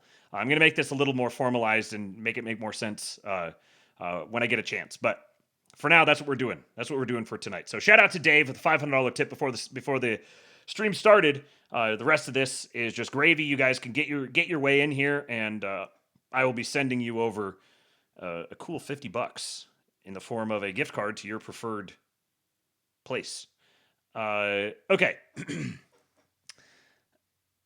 Dave says he's gonna fuck me. Officially gay. You know what, Mr. Sue, you're gonna have to hammer that out with him, because he's a mod now. He's a mod, and there's not anything that I can do about that. So good luck. Back to Nevsky. My president, Donald Trump, the greatest president of all time, was just given the global N-word pass. And you're blackpilling? Look at my president. behalf of all black people from all over the world, we would like to give President Trump, the greatest president of all time, our most valuable nigger pass. With this nigger pass, he can say the N-word as many times as he wants, anytime he wants. Thank you very much, and have a nice day. On behalf of all black people from all over the world. Thank you, Nevsky. Patriot, you're getting that, you're getting a retweet there. Incredible. All right. So this was a video that I thought I was going to be talking about this the other day, and then ended up kind of moving on very quickly. You know, Trump was finished. Trump was finished because he posted a screen cap video on True Social that when it ended, the next reel behind it auto-played, and this was the the first image, the first frame of the one that auto-played. And so everyone said, just like the Rob Reiner tweet, you know, it's like I've died in the mountains of Iran 973 times now fighting for Israel, and Trump has been all over. His MAGA has been over many times now because Trump. He tweeted about Rob Reiner, and it was all over then, and now it's all over because he tweeted a video that had this image, this frame at the very end. Here was the full video, though.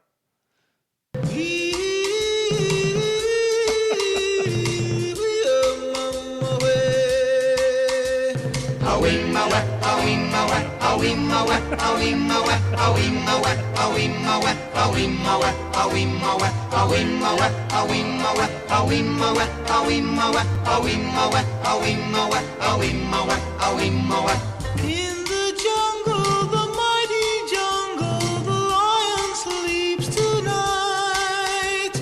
In the jungle, the quiet jungle, the lion sleeps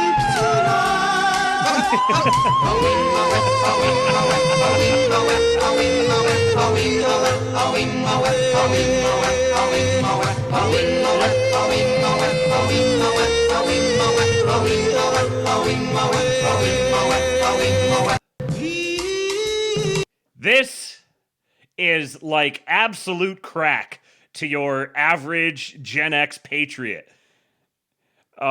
Lee said, not only is this hilarious, but from the standpoint of satirical anthropomorphism, it's astoundingly accurate.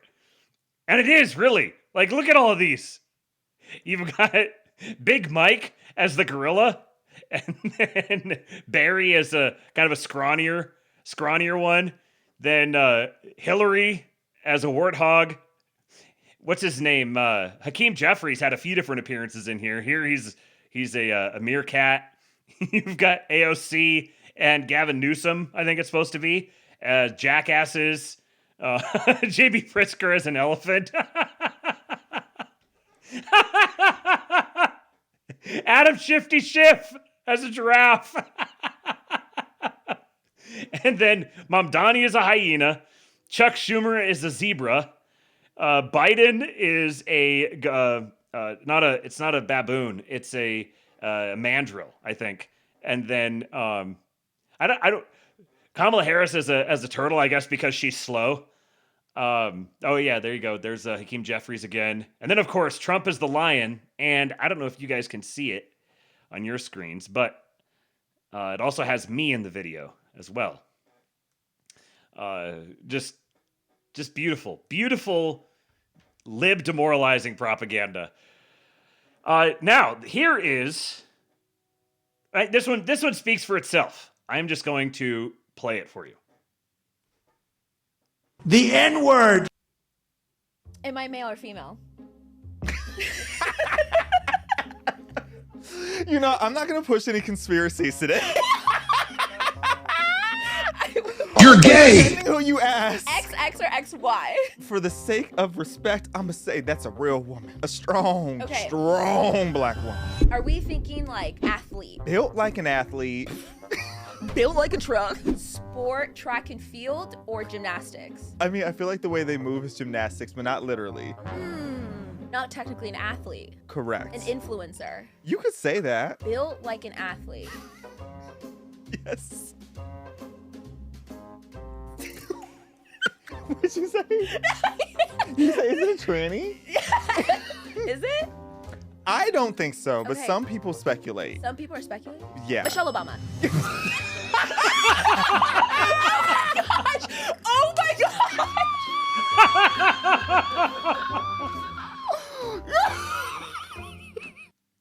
I don't know if this was a setup or not because it was tweeted by the Am I male or actual female?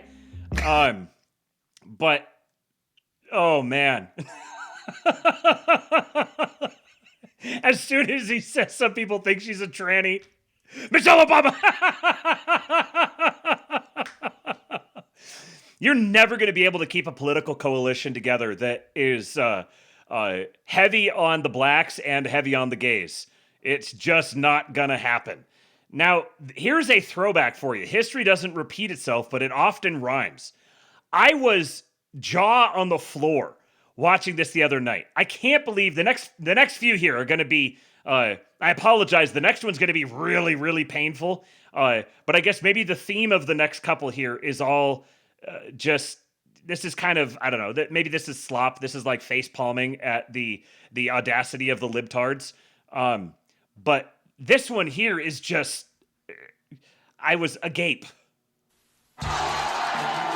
The mobile phone commercial begins with a crowd rallying behind an inspirational speaker. Supporters hold signs that read, "Change."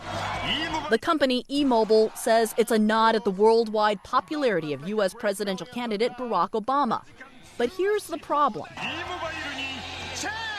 The speaker at the podium is a monkey. Just made me go, oh, come on, guys, come on. And that has a... This group of mostly African Americans who live in Japan could not believe what they were seeing on Japanese TV. I don't think that anybody who deals on a world level doesn't understand the correlation between monkeys and black men, how they've been used historically as a symbol to dehumanize it, as we are subhuman people. They were totally inconsiderate of the cross-cultural faux pas. Dr. Horsepaste! Dave, the destroyer of the gays. The hack-and-weltered hobby horse of horrendous hardiness. The homosexual ostler of our hot-headed boy harem. The jerk jockey of king-pilled and sure of a line of strong foals. He loves his stallions and goes to stud. Dave, you're getting cooked! Another one! Gay black men are allowed to stay.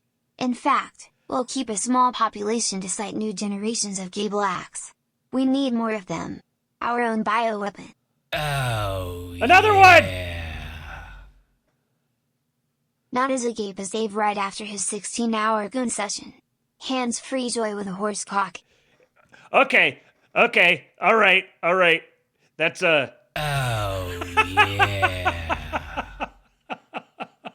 Not as agape as Dave right after Why is his it playing 16-hour goon session. Hands-free joy with a horse cock. Let's just say that did not say joy. Dave, you're getting roasted. What do you have to say for yourself? Ozarker pleb! If I win, use that fitty to buy the missus something romantic and make that baby already. I appreciate you, man. Thank you. Will do. We'll have to see if Ozarker pleb wins. I guess now, if Ozarker pleb actually does win, then are you guys going to? Will anybody actually believe me? I'll see if I can. Yeah. We'll cross that bridge when we come to it. Thank you, Ozarker pleb. Appreciate you. And to you, Dr. Horsepaste.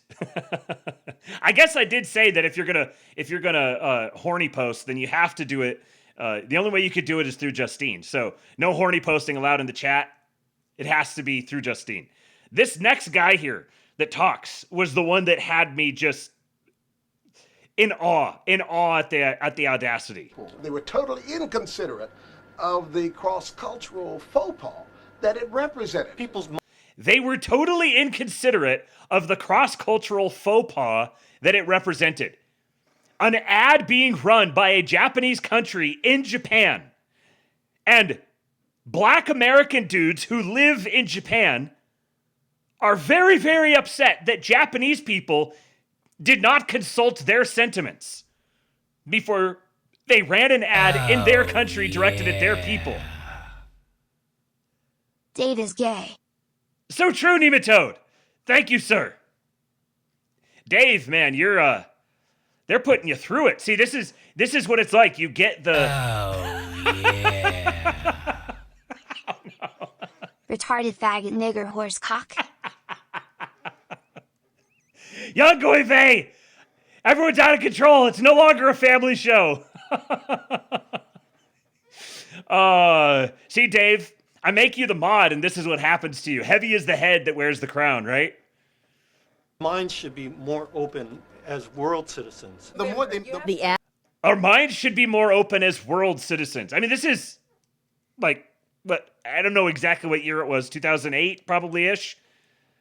17 years ago, you have libs in Japan very upset that there was a vague reference, that there was a monkey preaching about change, which was clearly, obviously, a reference to Barack Obama. Ad has outraged this group and people in cyberspace. Charges of a racist Japan dehumanizing a U.S. presidential hopeful. You trying to tell me nobody between its inception and the result said, whoa, whoa, whoa, hey guys. Not really, actually, to be honest, at that time. But now, of course, we know. For that, The president of E-Mobile insists the firm simply had no idea.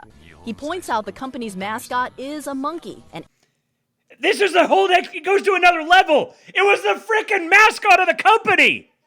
It wasn't like it was some company that just happened to pick a monkey. It was literally their mascot. So they make a commercial with their mascot, a monkey. And people go, hey, why are you talking about Barack Obama like that? animal revered in Japan and used in previous E-Mobile ads. When they saw the idea the first time, it's like, hey, this is actually, you're copying this idea from the presidential election in the US. And they said, yes, but you know what, that's how you make a presentation, how you make, an impact. So we thought it was quite interesting. So this is the beauty of the autistic Japanese mind. They're like, well, it was a successful presidential election, so the marketing that they use, that must be useful, helpful marketing to use. So let's fashion our own marketing campaign around it's like they're like hyper literal. We need to just duplicate the marketing campaign that they use because it worked, and then it'll work. And then, hey, let's just use our mascot in there. The Japanese are so adorable. We wondered if Tokyo commuters would find it interesting.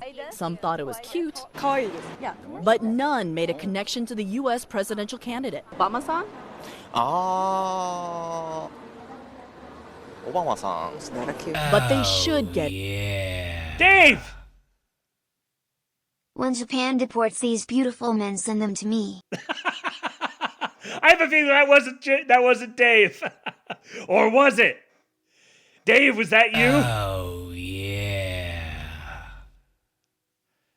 Bro is more chopped than a horse in Quebec. Them frogs love a good steak cheval. Hun and han. Tabernacle. Splish splash in la piscine. Pastern pastries fresh from the paddock. No one has a bigger love for horse meat than the Quebecois, except for Dave. What's happening? now the Quebecois are catching strays. Oh, this is incredible. There's the Astrolabe, and then there's Justine. Yeah. Another one! Young Goive! Mr. Sue is tighter than the Ferris vagine. Dave fully supports it and in fact, cries every night while dreaming of keeping him.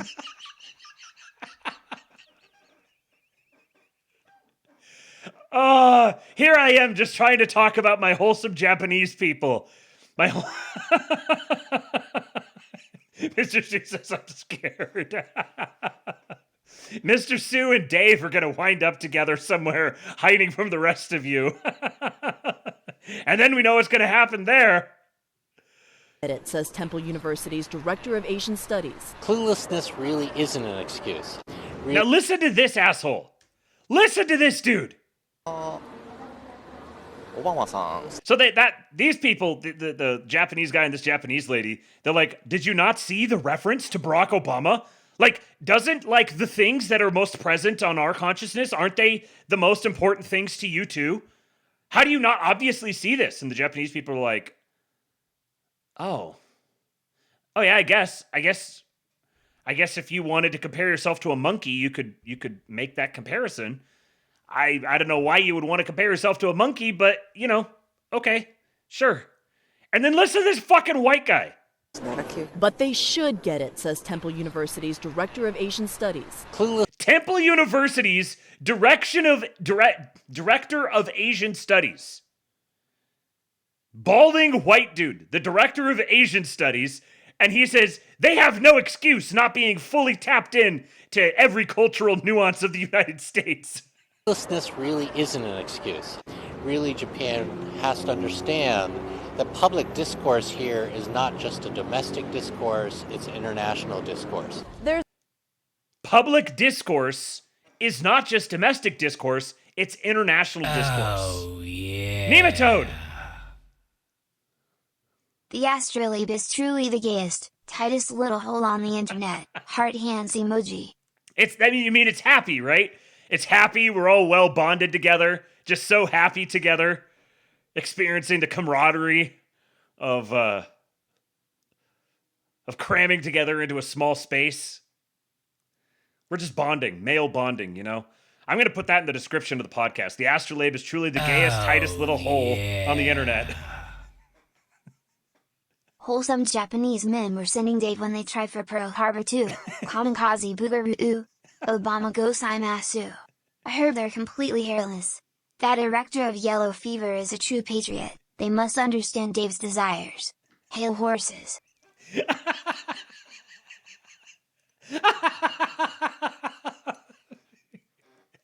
We've gone full schizo. Kamikaze Boogaroo.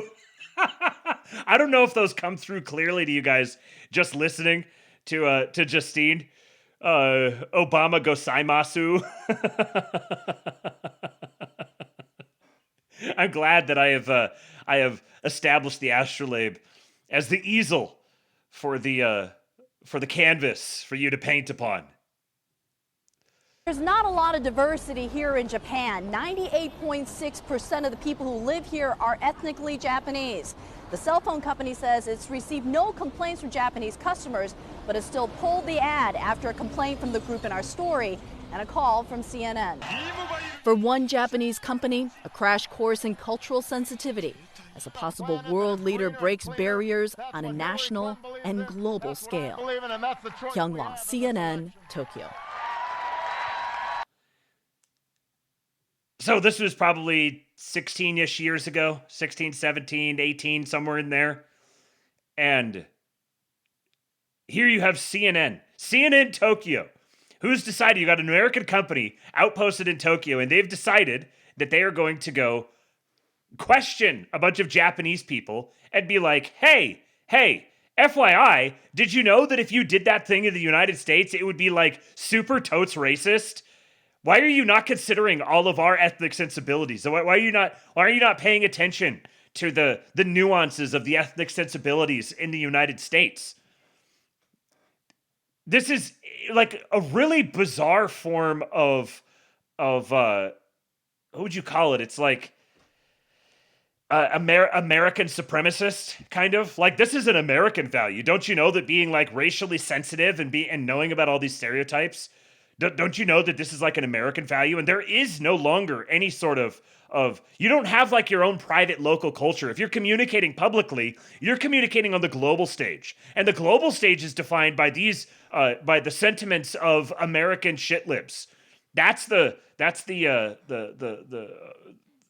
values that you need to be aligning yourself with. And the poor Japanese people are like, okay, I guess black people look like monkeys then? That's the thing. I can just imagine a guy sitting there very seriously with his notepad, and he's like, black people look like monkey. Remember, black people look like monkey. Bad. Just these beloved Japs are just engaging with this so sincerely, so honestly. Oh yeah, that's a really good point. Now, I am about to abuse you guys. You guys. I mean, after what's been happening for the last little bit, maybe you guys completely deserve this, but I'm going to make you. I am going to make you sit through every last little bit of this. Do you remember what it was like in 2016? Do you remember what it was like before Russia, before Trump is a Nazi, before Me Too, before COVID, before, I don't know, what else? What else has changed over the last 10 years? Do you remember what it was like to live in that world?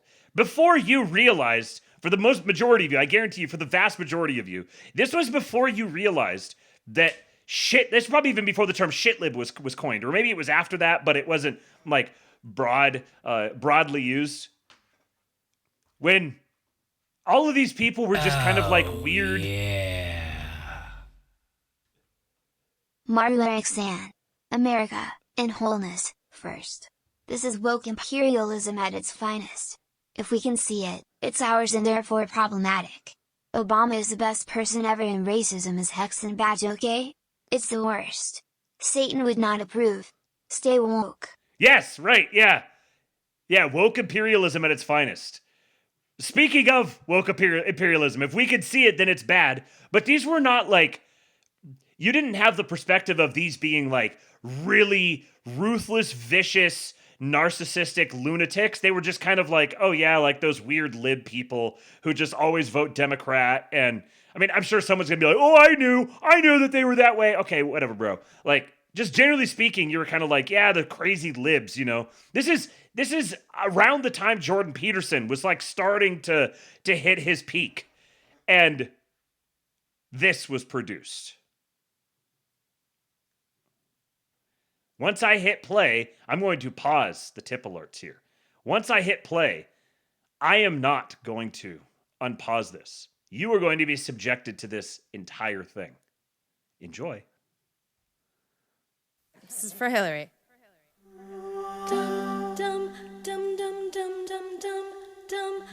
Like a small boat on the ocean, sending big waves into motion. Like how a single word can make a heart open. I might only have one match, but I can make an explosion. And all those things I didn't say, wrecking balls inside my brain. I will scream loud tonight. Can you hear my voice this time? This is our fight song. Take back our life song. Prove we're alright song. My power's turned on. Starting right now, I'll be strong. I'll play my fight song. And I don't really care if nobody else believes. 'Cause I've still got a lot of fight left in me. Losing friends and I'm chasing sleep.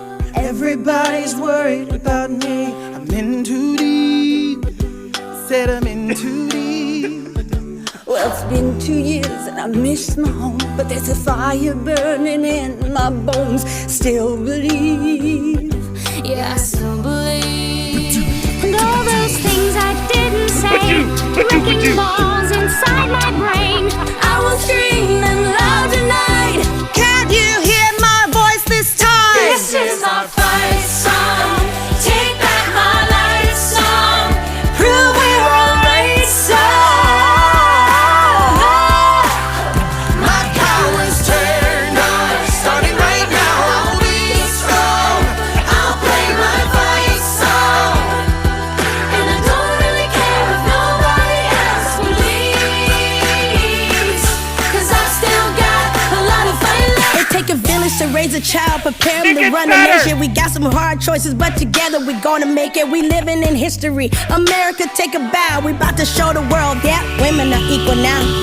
Like a small boat on the ocean, sending big waves into motion.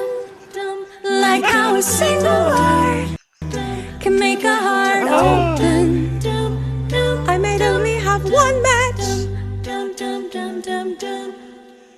but I can make an explosion. This is our fight song. Hey, take back my life song. Prove we're alright song. My gun was turned on, starting right now. I'll be strong. I'll play my fight song. And I don't really care if nobody else believes. I'm still got the life I made.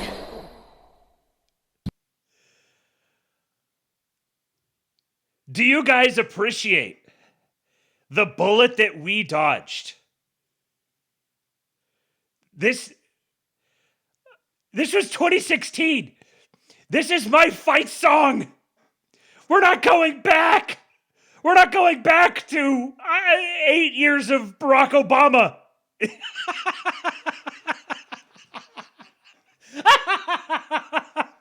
I didn't see who it was. The chat was going too fast, but someone said that that this was back when the Democrats were controlled by white women, and every single one of these people is the most sheltered, naive, simple, little ignorant person you've ever seen.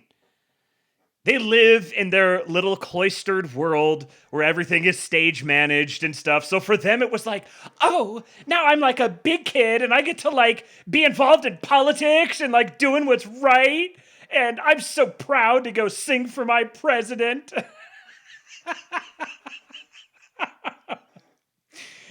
On the next episode, I'll play you the one that happened during COVID. I wasn't going to do them back to back to you, but beware, it's going to happen. The next episode, you're going to get the one that they did during COVID. Young Gueve had a tip that came through during that. Oh, yeah. Dave has Mr. Suit every single of these faggots in his fiery dreams. Dave, can you confirm?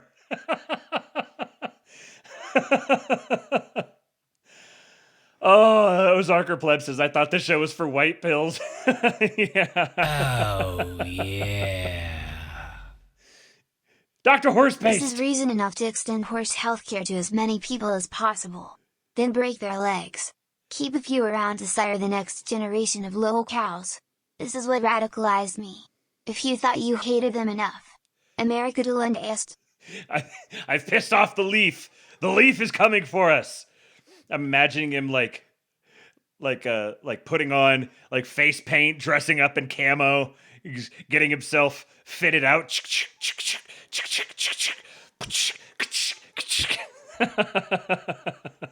He's coming for the libs now.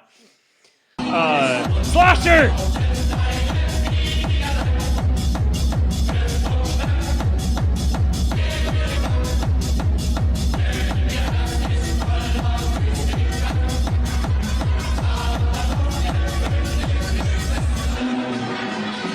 That song was the gayest thing on the stream tonight.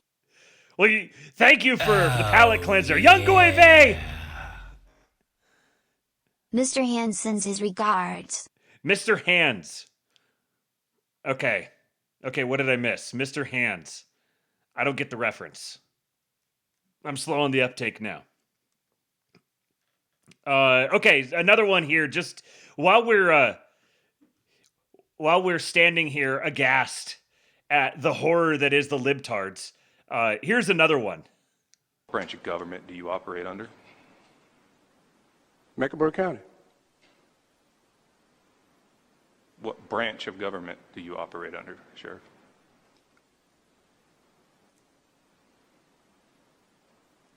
Constitution of the United States. Correct. That is what establishes the branches of government. I'm asking which branch you fall under. Mecklenburg County. I'm a duly sworn Mecklenburg County Sheriff. We answer to the people of Mecklenburg County. This was not where I was anticipating getting stuck. Are you aware of how many branches of government there are? No. Okay. For the sake of debate, I will move on and say there are 3 branches of government: legislative, executive, judicial.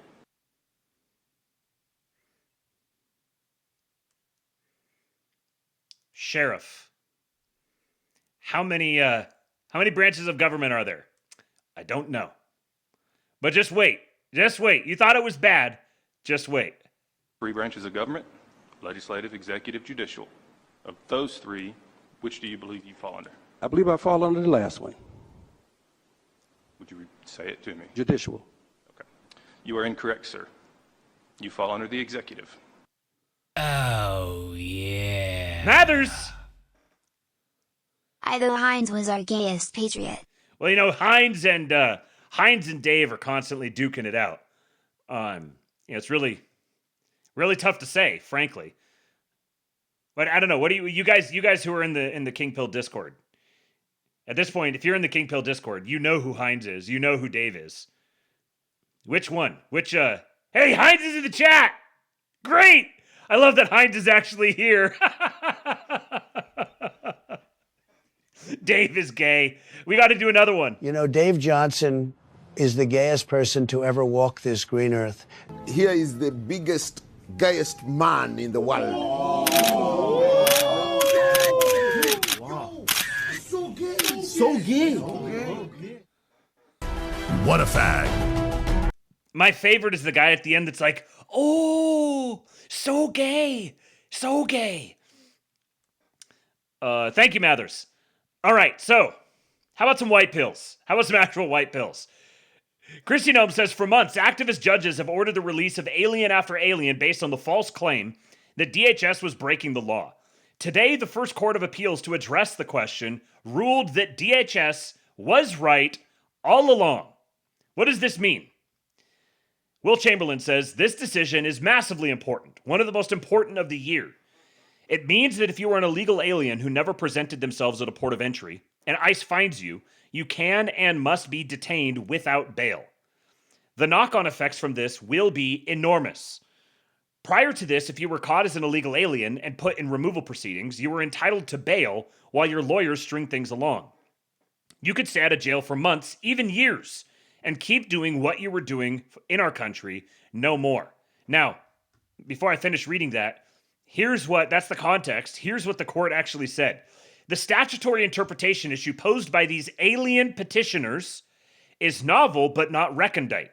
The petitioners concede that they are deemed to be, quote, applicants for admission, i.e., aliens present within the United States who have not been admitted by lawful means.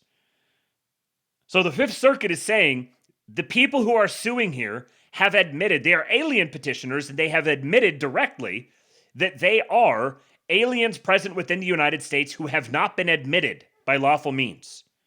Each of them entered illegally many years ago. As such, the government contends, because neither petitioner showed himself to be clearly and beyond a doubt entitled to be admitted, he shall be detained pending his removal proceeding. The petitioners counter that despite falling squarely within that statute, they are nonetheless eligible for discretionary release on bond during removal proceedings. This section here, they contend, applies to them precisely because they did not, quote, seek lawful admission, according to that statute. So they're saying that, yes, we have not been admitted by lawful means. However, we do have standing to sue on this basis and be granted the right to be released, to post bail and be released back into the country pending the decision of my particular case, despite the fact that I'm acknowledging that I am here illegally to begin with. And the Fifth Circuit said no. Now, if you crossed illegally and ICE finds you, you're done. You're not walking American streets freely again unless you prevail in your removal proceeding, which is supremely unlikely. Remember, the last episode, we talked about how the removal proceedings have been, I can't remember exactly what it was, but they've been expedited.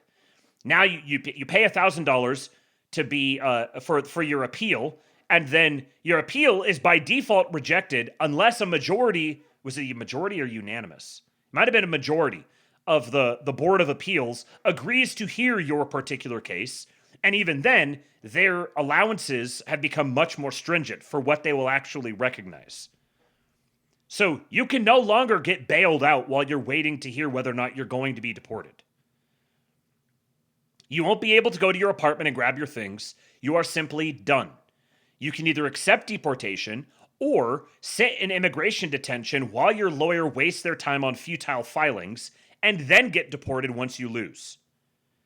This will lead to a lot more illegal aliens simply giving up on their frivolous court fights and accepting deportation, which will help relieve the court backlogs. This will also lead to many more illegal aliens self-deporting. Would you rather pack up your things, settle your affairs, and get a free flight and $2,500? Or would you rather try and hide from ICE, knowing that the moment they find you, you will never breathe free air in America again? It's a much easier choice. Congratulations to Pam Bondi, Todd Blanche, and everyone at DOJ responsible for this victory. It's a milestone win.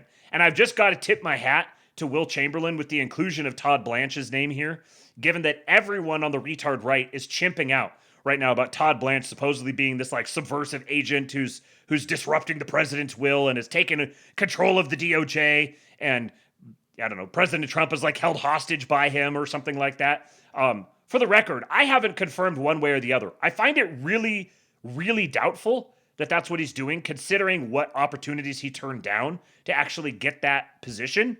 It smacks to me very much as a quote unquote right wing psyop intended to try to cripple the Trump administration. That's the way that I have read it to this point, though I'm open to being persuaded otherwise.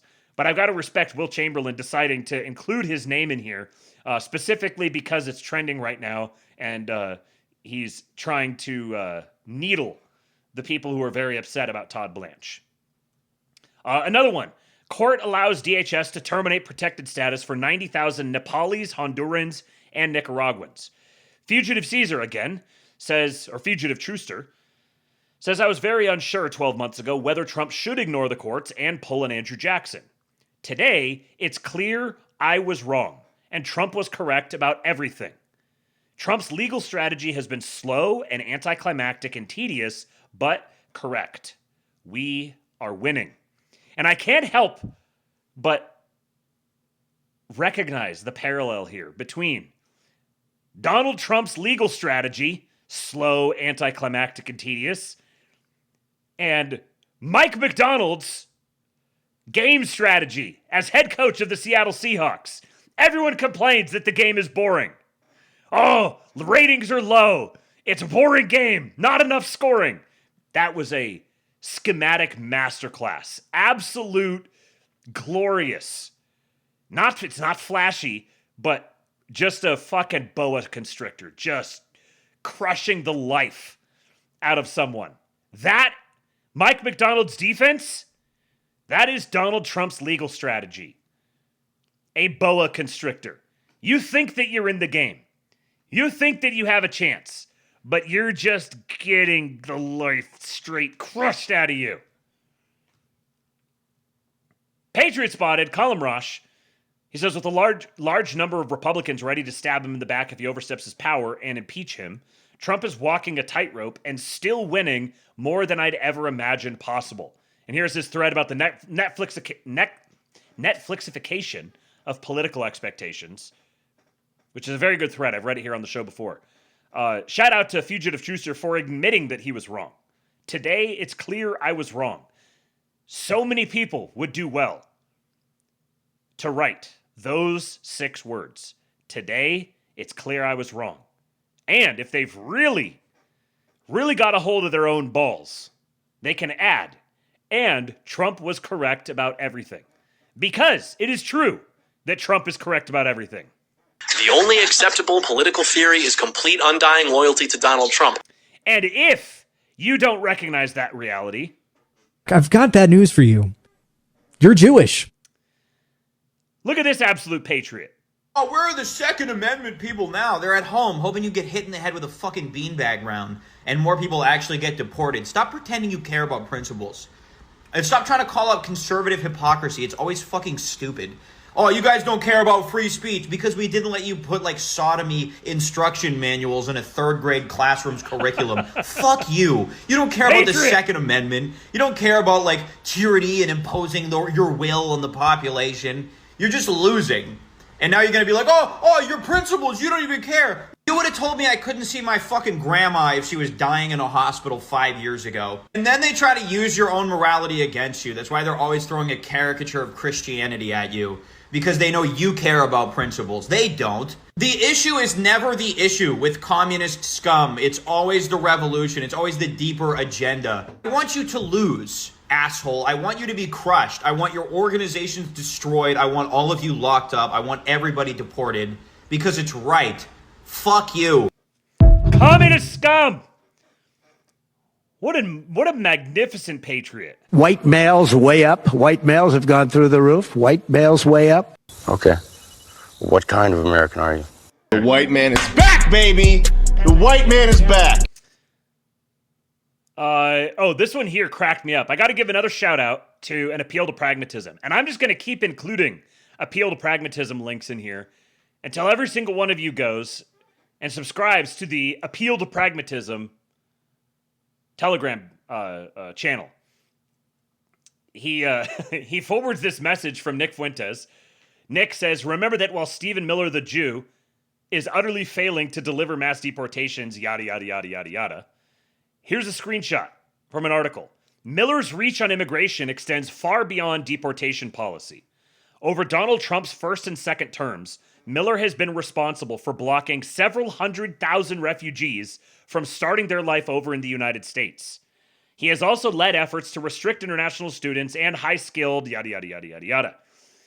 An appeal to pragmatism says, Stephen, the Jew, Miller, has architected the travel ban of half the world, stopped millions of legal and illegal immigrants from entering the U.S., enabled dozens of high-profile legal cases against anti-white companies and policies, turned the U.S. State Department on mass migration, removed more migrants than any other figure in U.S. history since the 1920s, etc., etc. And he's got links to each of these things here. While Nick the Spick Fuentes has started an internet show watched by a random menagerie and spread the JQ amongst people who barely understand it.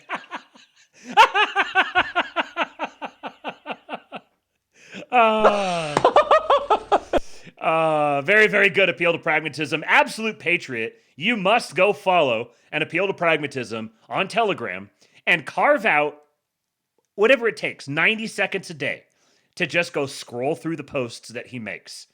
You will feel 127% more white-pilled every day if you subscribe to an appeal to pragmatism and consume the white pills that he posts on a regular basis. I guarantee it. The FDA has proven it.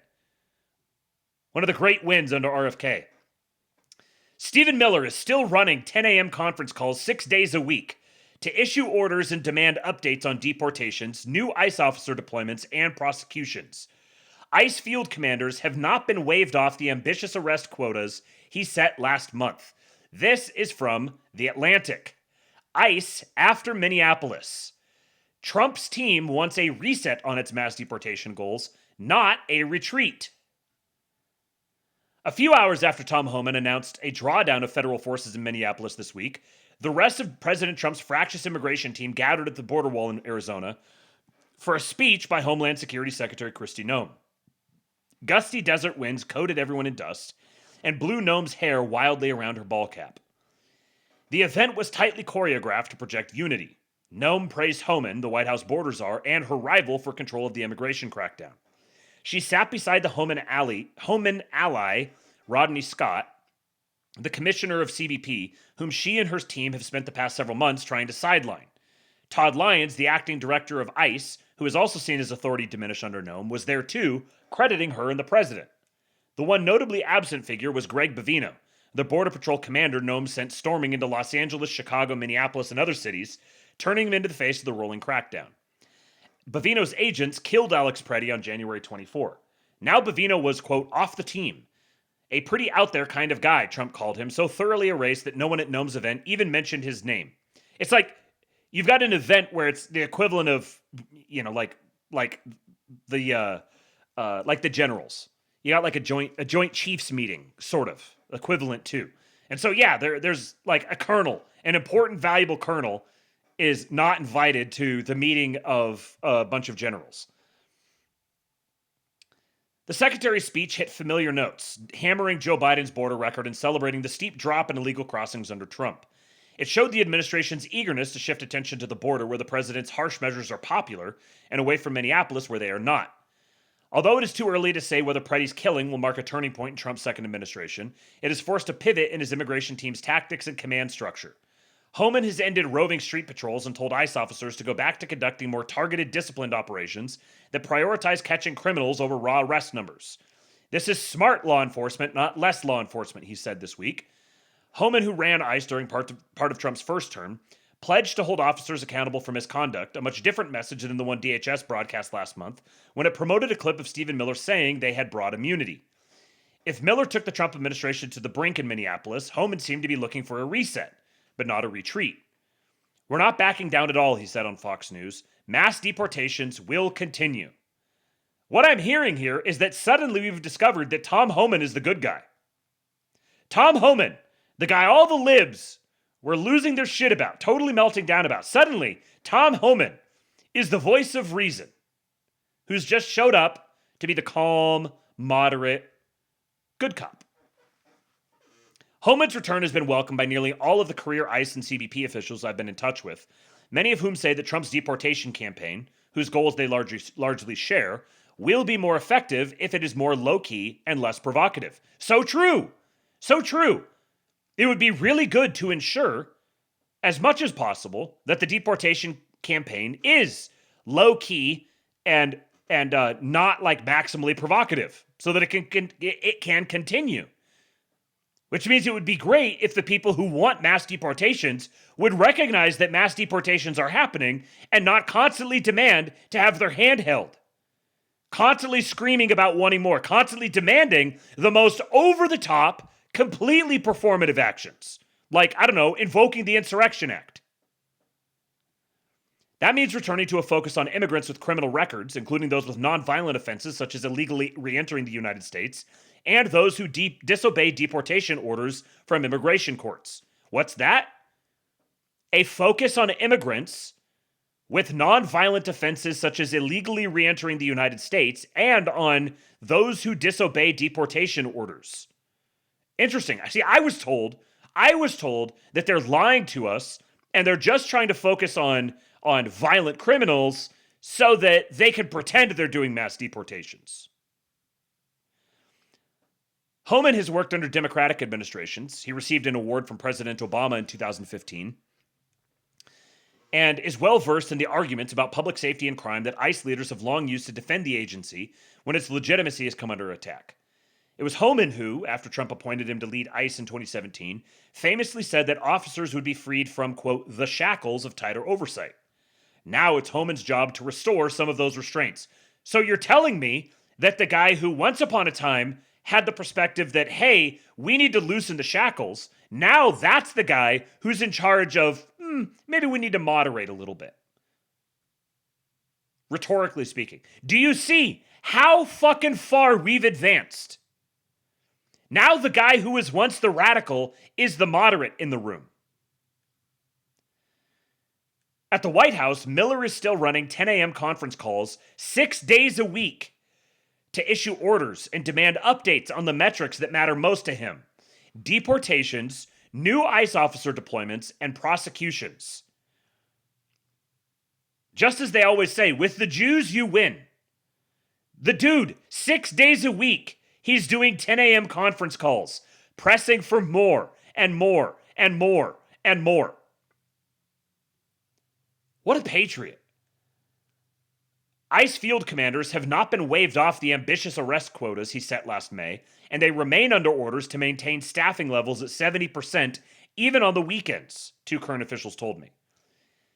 Activists in Minneapolis say they've seen little change, and the city still feels besieged. The libs on the ground say, hey, no, media, don't let them say that they're backing down. No. They're going just as hard. The city still feels besieged. And I'm supposed to believe that President Trump was backed down on this? No, now nobody gives a shit what the libs say anymore. Everything is continuing as normal, and the libs are being ignored. But Homan has made some significant moves. Border Patrol agents are now embedded with ICE, not roaming the streets on their own, and they're under orders to avoid confrontations with activists. Well, because the local police is now managing confrontations with activists. So they've taken Border Patrol agents, embedded them within ICE, and they've forced the local police to manage all the issues with activists so that Border Patrol and ICE can focus on deportations. Homan and Chief of Staff Susie Wiles have held regular calls with Minneapolis Mayor Jacob Frey since Trump talked to him on January 26, according to a senior administration official and an aide to Frey. So they got confirmation from both sides here that this is happening. Trump officials want Frey to help calm protests, and Homan has withdrawn 700 federal agents and officers so far, which, again, if you have two brain cells to rub together, you know that being able to withdraw federal agents and officers and redeploy them somewhere else because local police have taken over the job those 700 federal agents and officers were brought in to do, you'll recognize this is a massive win.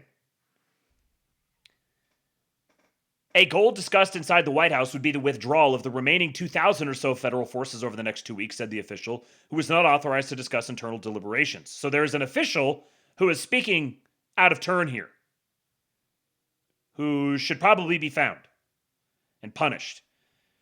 A DHS official deployed to Minneapolis described that timeline as ambitious, although Homan has said publicly that the drawdown can quicken if protesters stay out of ICE's way. So if you want the invading force to go away, you need to stand down your army.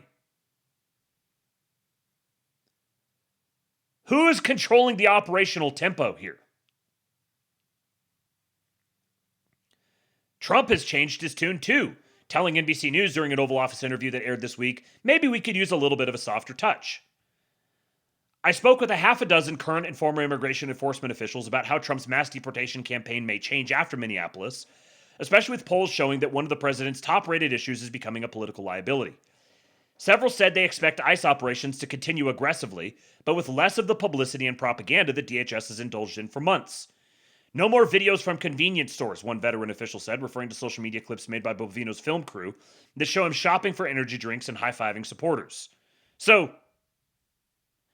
on one hand, I'm supposed to believe that they need to stop doing performative things, that they're just doing all this performative stuff, but they're not actually deporting people.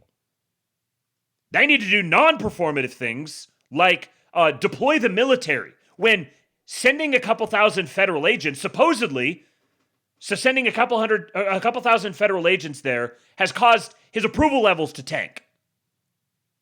So the solution to this, I'm led to believe, is he needs to actually deploy the military there and stop doing performative things. But by withdrawing federal agents, he both improves things in the eyes of the average normie who's squeamish by yucky videos he sees, while also getting more deportations done with fewer personnel. You see how incoherent that sounds? Trump backed down because he didn't deploy the military, but also he should be less performative and not scare the hose or something.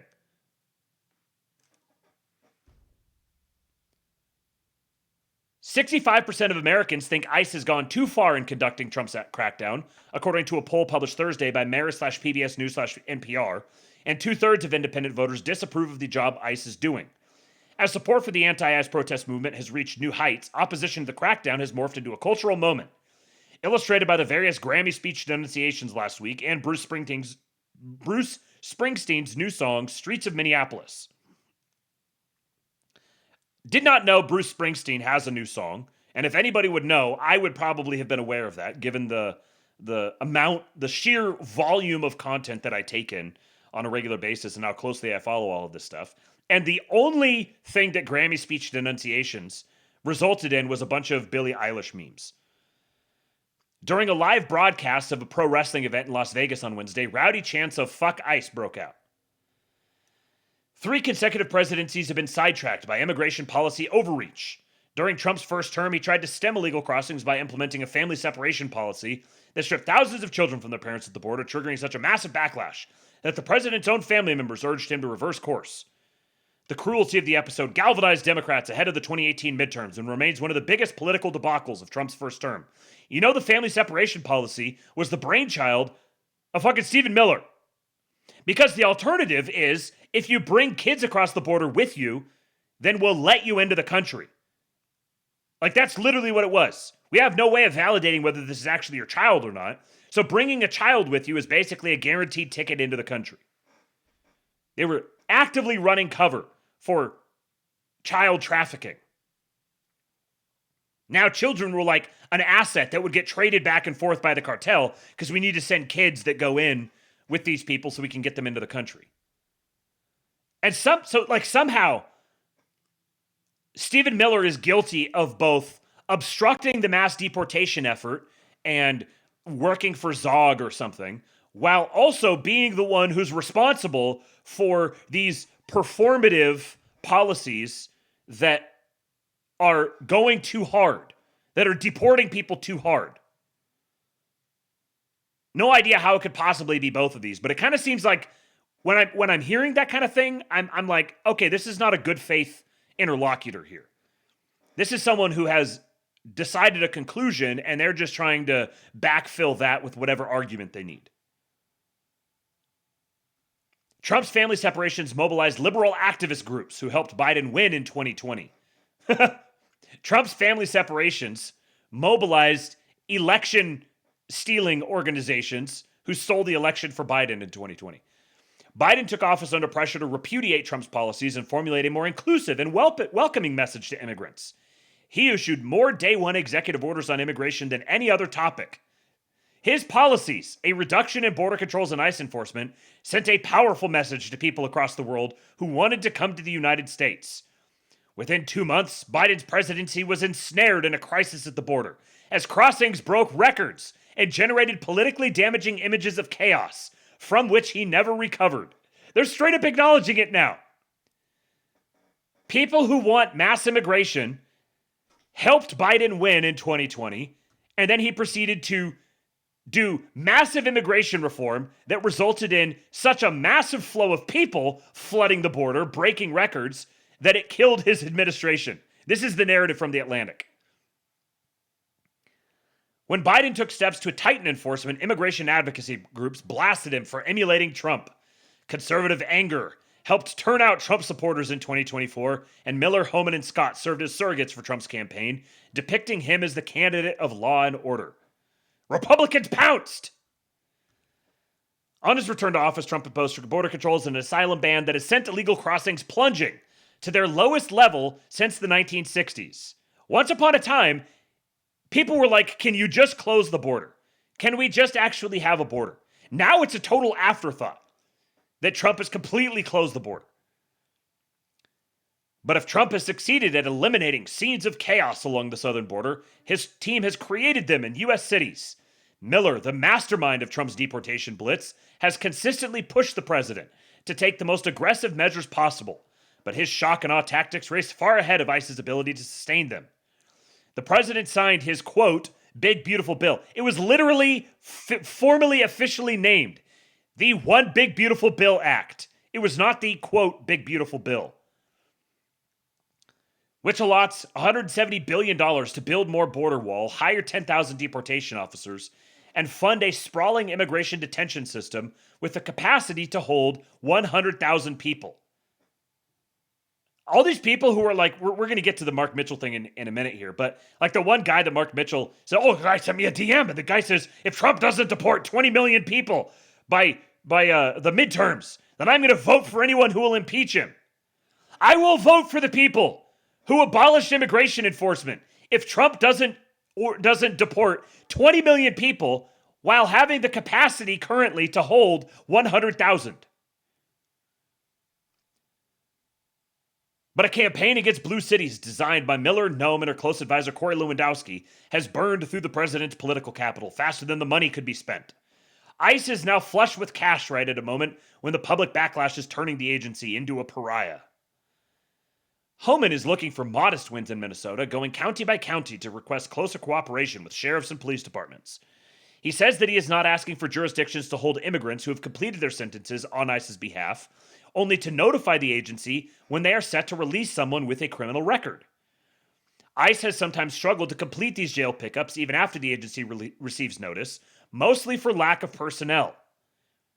With thousands of additional ICE officers scheduled to deploy over the coming months, administration officials told me that the agency will be able to pick people up at higher rates and take them into custody from inside jails safely and out of sight.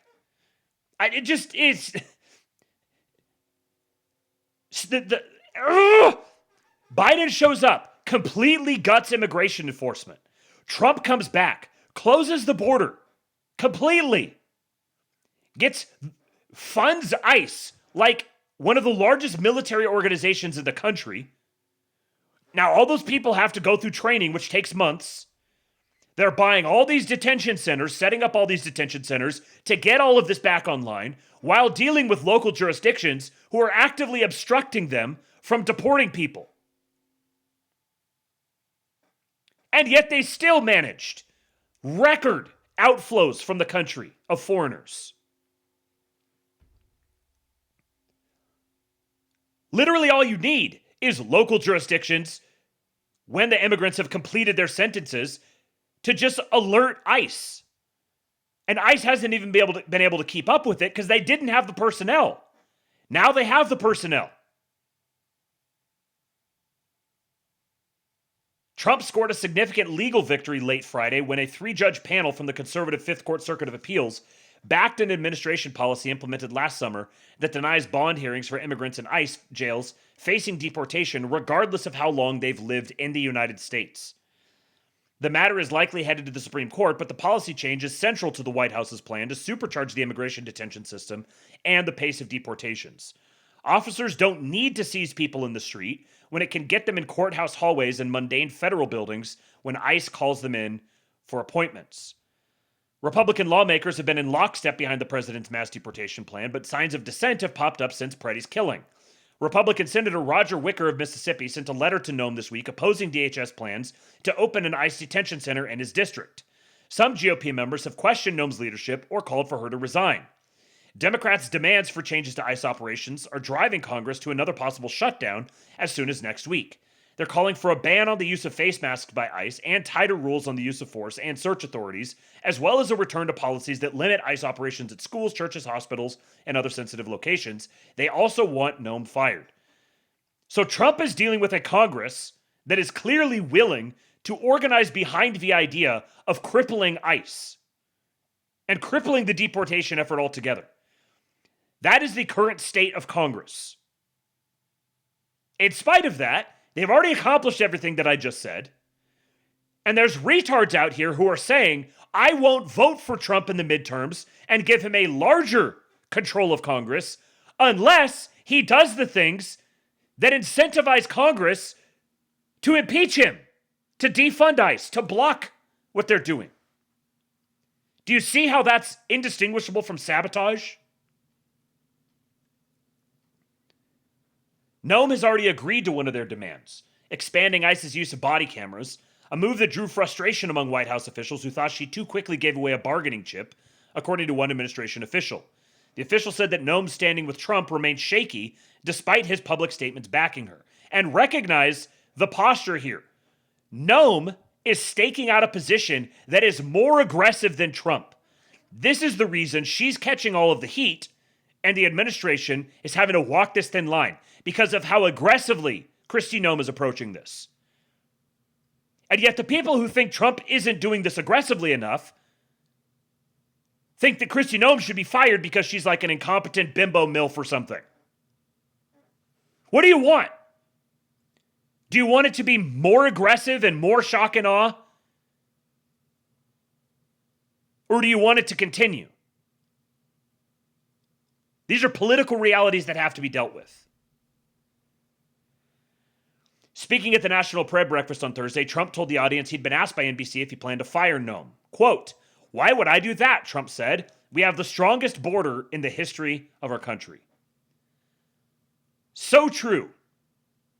So true, Mr. President. Which one? Go away, notification. Yeah. I am your voice. The Goy Publicans. And also, having body cams on deportation officials is, thank you, please, yes. I've watched this absolutely, completely detonate in the lib's face once before. I'm very happy to watch it happen again. The only acceptable political theory is complete undying loyalty to Donald Trump. Here, posted on Blue Sky. Shitlib women on Blue Sky say, a desperate plea sent to me by a Minneapolis resident who's been on the front lines since the beginning of the ICE occupation. Just a quick update from the Twin Cities. Please forgive the unsolicited message. All caps. Things are not better in Minneapolis. The media is mostly moving on. Trump is focused on other stuff. All caps. But nothing has changed on the ground. More than 2,000 DHS thugs continue to roam the streets, abducting people 24/7, assaulting legal observers with impunity, and routinely denying First, Fourth, and Fifth Amendment rights. Drones and helicopters are overhead every day. Hundreds and hundreds of terrified families have not left their homes since mid-December, relying on the community to bring them food and help them with rent and other necessities. Are you saying that you guys are actively fundraising and providing material support for criminal fugitives? Interesting thing to admit. Those people are not violent drug cartel, sex offending murderers, as DHS would tell you. Most are legal residents or citizens. Even legal residents and citizens are hiding. If anything, things have become more stressful and intractable. Think trench warfare as a suitable metaphor. The libs in Minneapolis think that they are engaged in trench warfare right now. The resistance is better organized and numerous, but DHS has become more clever and better at disguise. And the county sheriff's office is increasingly supporting them. Do not let anyone tell you that Homans, the new person in charge of the occupation, is making anything better. Do not let anyone tell you that 700 ICE agents leaving the city has made much of a difference. The remaining force, again approximately 2,000, is still larger than the entire city's police force, which is legally unable to do anything. Please call your congressional reps, especially if there's any chance the administration might listen to them. Trust Plansar says Mexicans are hiding and you're blackpilling.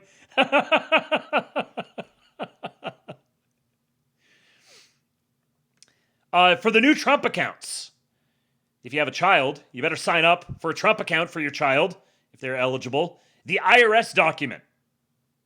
The IRS document to elect for a Trump account for your child is Form 4547.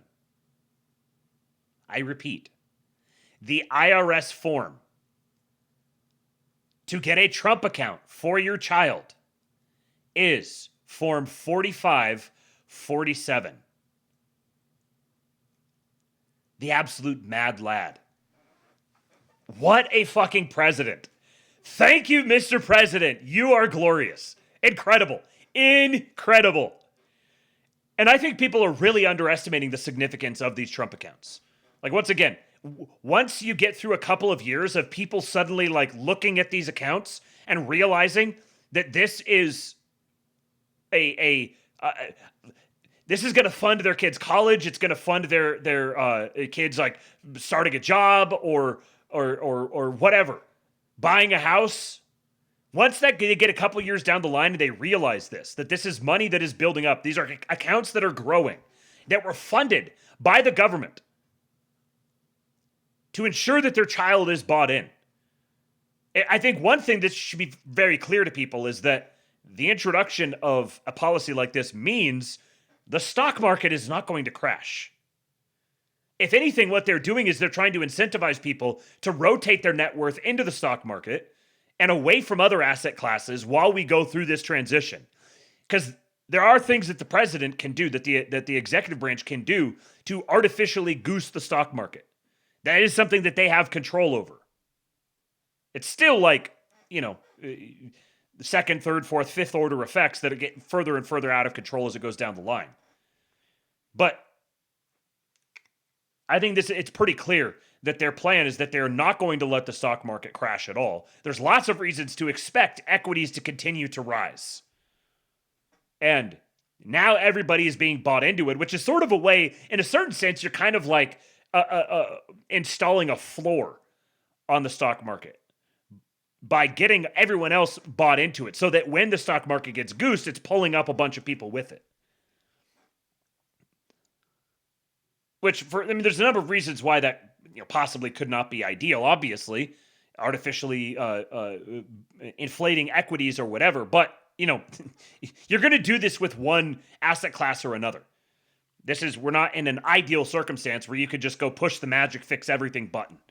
And speaking of magic fix everything buttons, so here is the most raped guy who's been crashing out about the video of me on one of my last episodes, making fun of him. Mark Mitchell. This was the message that he was sent that I read in the last episode, and I'll just read it again for good measure here. Anon submission for you. I'm 48 this year. My wife 50. I've lived through the .com crash, the 2008 crash, and had my own personal crash in 2014, thanks to Obamacare and meaningful use, losing my life savings each time. Never a lot.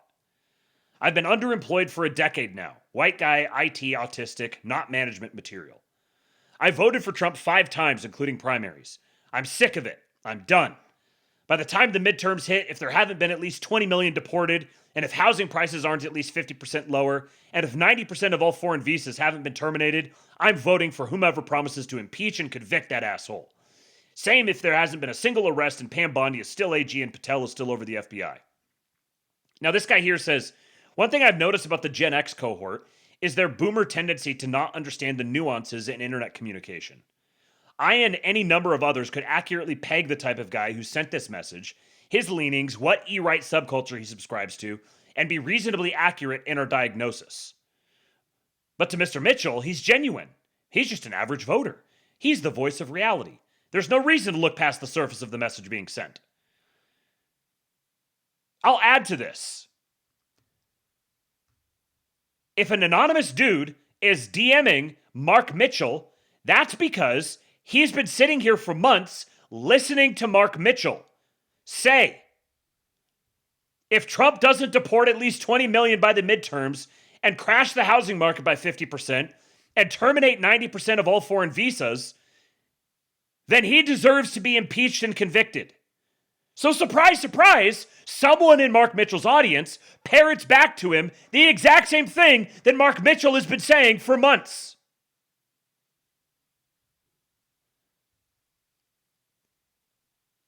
America First Insight said, if your favorite black pillar who says Trump isn't focused on domestic policy doesn't mention this being the Trump RX plan, understand that their goal is to undermine Trump. And Mark Mitchell, the hit dog howls. Mark Mitchell jumps in and replies, Trump is responsible for spreading his message. My job is to tell him if it's working or not. It's not. Directly false. Directly false. Mark Mitchell, in his capacity as the head of a polling outlet, is responsible for producing poll results.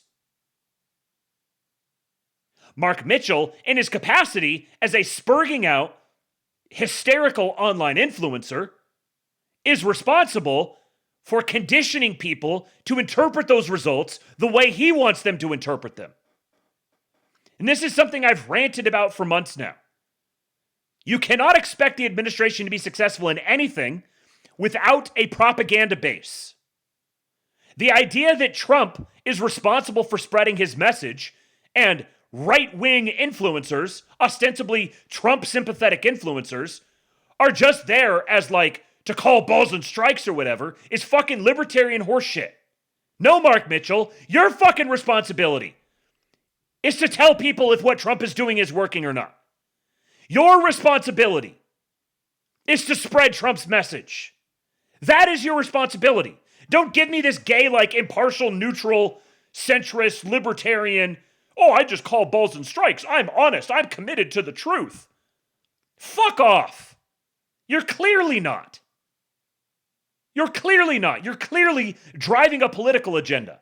And I gotta say, since the Epstein list thing came out just recently, and we saw all the connections with Bannon, I'm real suspicious about what's motivating this sudden turn with Mark Mitchell and Rich Barris, given their connections to the Bannon orbit.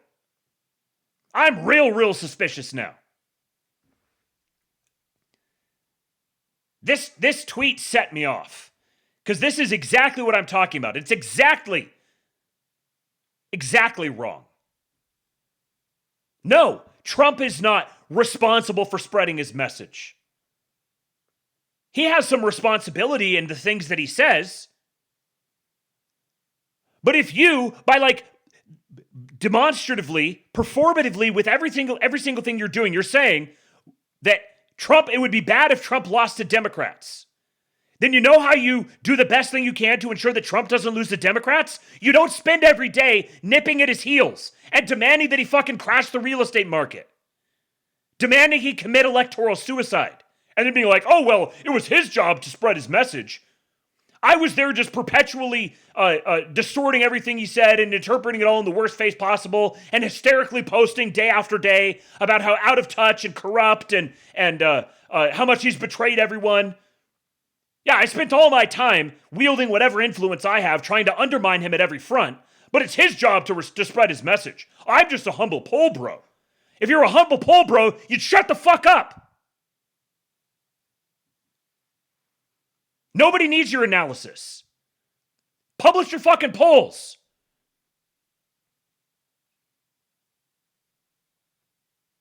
You are a net negative as an influencer.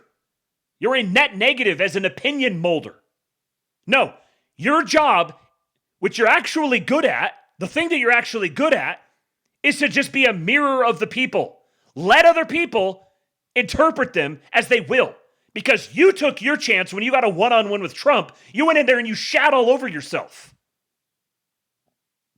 You said, oh, yeah, the way you're going to win the midterms is if you crash the real estate market. If you go out and you attack the asset base of 70% of the population, everyone who has equity in their house, you need to go attack that equity and actively crash the real estate market so that you can get reelected. This might be the worst political advice any single person has ever given any other single person.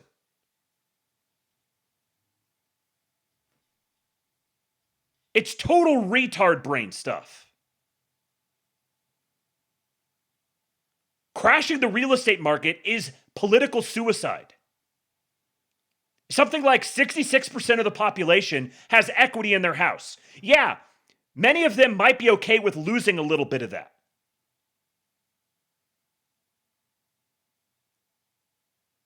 But the needle that Trump has to thread, or whomever would be in this position, the needle they have to thread is make housing affordable to the people who can't afford it without destroying the equity of the people who currently have equity. Think about someone who has a mortgage and they took out a HELOC on it because they had some equity and they borrowed against that equity to, I don't know, pay for their kids' college or fund a remodel on the house so that they can sell it later on, or whatever other reason to pay their bills, pay medical debt, whatever. They take out a HELOC on their house. And then they hear fucking Mark Mitchell saying, you need to crash the real estate market by 50%. You need to take that honest, hardworking American and financially cripple him. And I promise, super serious, if you do that, then you'll win in the midterms. You'll get all your people elected. They'll be so happy with Republicans, they'll just flock to the polls to go vote for Republicans. He's like, well, this is what every single 40 under 40 thinks. Have you fucking looked, Mr. Poll Bro, at the number of Americans under 40 who actually vote compared to the number of Americans over 40 who vote? My parents aren't boomers. My dad was born in 68. My mom was born in 72. If the housing market was crashed and ate up their equity in their house, they would be financially over a barrel. They'd be in bad shape. My dad makes good money, but it's expensive in Western Washington. And he's had a lot of kids. So he's in decent financial shape right now, but if all of a sudden he just lost all the equity in his house, he'd be in really bad shape. Do you realize what you're saying when you say crash the housing market by 50%? You're saying take a bunch of people who have been steadily, faithfully paying their mortgage for years and drastically reduce their asset base to try to get some other people who are much less inclined to actually vote to actually buy in. And like all of those people, if you crash the market over the next year, you might get some sort of like lagging response that some people are like, oh, that's cool. Housing prices are lower. Maybe I can start thinking about maybe moving or buying a house now. But the people who actually own houses and the subset of people who both own houses and are more reliable voters is substantially larger than the people who don't own houses and are reliable voters, who are even eligible or even considered. And all of this even assumes that there is a crash the housing market button. How do you propose that Trump crash the housing market? What is that? What steps? What steps is Trump supposed to take to crash the housing market? Huh? Like there's steps that he can take that might have an impact on the housing market, but what are you suggesting? What are you suggesting that he do for the express purpose of drastically deflating real estate prices? Yeah, raise rates? Is that the thing? We need to like raise mortgage rates? Is that the thing? Well, that's not going to help people because like the whole point here is there's a bunch of people who can't get into houses, who need to get into houses. They can't afford mortgages right now. Yeah, national property tax. And then how do you crash real estate prices without destroying the bond market? How do you crash real estate prices without destroying the construction industry? How many people are going to get put out of work if you crash the real estate market? What about lumber producers or any other aspect of the construction supply chain? If you crash the real estate market, it's going to take a while for the people who are eligible to buy a house to actually be like, oh, yay, wait a second, I can buy a house now, so let me go start shopping and finding a place and trying to get approved. And how do you do this in such a way that you don't force rates back up again? And because if you do that, if you crash the housing market and force rates back up again, now you've made it just as hard to get into a house in the first place, and you've also pissed off all the people who already had houses and just lost all their equity. Anybody who's DMing you, who talks in this sort of way, they don't deserve a voice. You're not doing a public service by being like, hey, Mr. President, there's people who are demanding that you crash the housing market or they won't vote for you. Those people don't deserve a voice. What they need is talking heads who present themselves as experts, who describe the gravity of the situation to them and explain how this needle has to be threaded very precisely. They need honest, good faith influencers, podcasters and posters who relentlessly talk about this stuff every single day and actually do the propaganda, function as the media apparatus for the administration. I'm not saying you do this because just for sentimental reasons. I'm saying this is a pragmatic, political, strategic effort.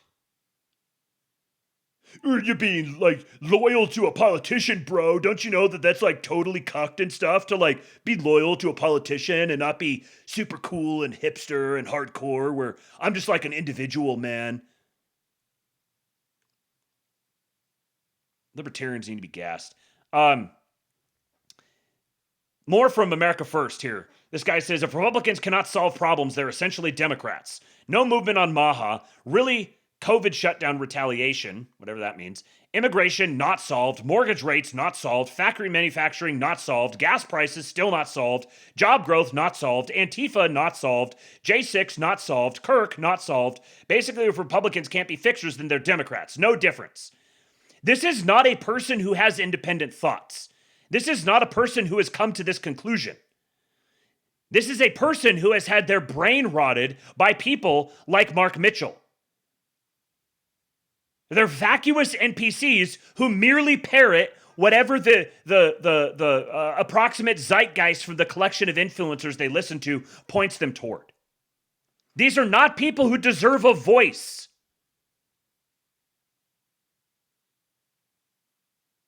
They're people whose mind needs to be populated by intelligent people who know what's going on, because that's all they're ever going to do. They're just going to passively regurgitate whatever they're instructed to think and say. So this is not someone who's just like stumbled upon this, carefully considered all of the different things and obviously hasn't paid any attention to what's actually happening, hasn't paid any attention to anything the administration has said. So it's not like, oh, well, if the administration just messaged better, then, maybe he would know that all of the January 6 people were just mass pardoned.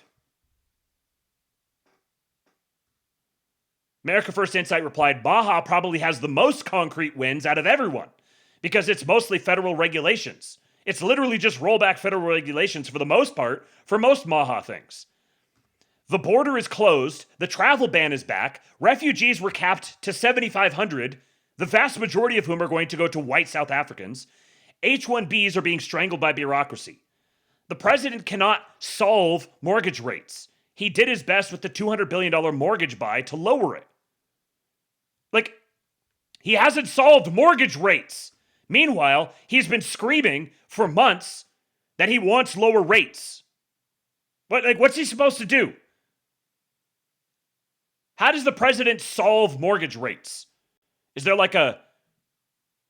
his Truth Social account, is there a special button where when he pushes it, mortgage rates magically go down and he's just sitting there stubbornly refusing to push it and just yelling at the Fed or something? Manufacturing had its best month just last month. I showed you guys in the last episode that trucking rates are skyrocketing. There's new development projects going in all over the place. Factories being built like crazy. Reindustrialization is happening at, relatively speaking, light speed. But someone like Mark Mitchell doesn't bother to talk about any of this stuff because he's either a paid-off asset sent here to be a subversive, or he's just too fucking stupid to know. He's too busy reading DMs from retards. Gas is at a 4-year low. Combined with inflation, this is probably the lowest that gas can get on average. Because oil prices have also are obviously being sat on and held artificially low. This is another really difficult needle to thread. You need gas prices low, because that's one of the biggest drivers to inflation, to the cost of living. But if gas prices are too low, then you can't get new development projects up and running because they don't pencil out. They're not going to be profitable enough. So you have to find the sweet spot where gas prices are low enough to minimize the cost to the average person and to supply chains overall, but also they're high enough that new drilling, new infrastructure, all that stuff can actually happen because the people see there's money to be made here. If you mash oil prices down to $50 a barrel, then yeah, gas prices are going to go pretty low, but you're going to rapidly run out of oil production capacity because it's simply not profitable enough. Slidemoke says that's why Trump secured massive energy sales deals with the EU and other places, so our oil and gas can do new projects. No, that was, but you see, that was him just wasting his time on foreign policy and ignoring the domestic situation because he betrayed us. The last three, how exactly do you want each one to be solved? Complex case law, Complex law cases take time. Those last three being Antifa, J6, and Kirk. Remember, it took the libs with the control of the entire government apparatus. It took them years to actually come up with some sort of legal pretext for taking down people like Peter Navarro or Steve Bannon. They were manufacturing pretexts with total and complete control of everything. And it still took them years to actually bring these cases to bear. Republicans and Democrats are very different, and if you want to ironically think they're the same, then you're legit blind. Under Harris, at least 3 million illegals would have entered the nation by now. Refugee cap probably would have been raised. The H-1B fee would not exist. The American people would still be losing private jobs. Because this is the conclusion. Everyone who's like, oh, Republicans and Democrats are no different. Trump has betrayed us. He's going to lose the midterms, and he deserves to. And we're going to teach the Republicans a lesson. We're going to teach them a lesson by granting power to all of the people who are going to undo everything that he did. That's how we're going to win. We're going to win by losing. I am very smart. You should listen to me. I need more of a voice. Please do things that make you lose so that we will win. My voice deserves to be heard. No, Mark Mitchell, your voice does not deserve to be heard.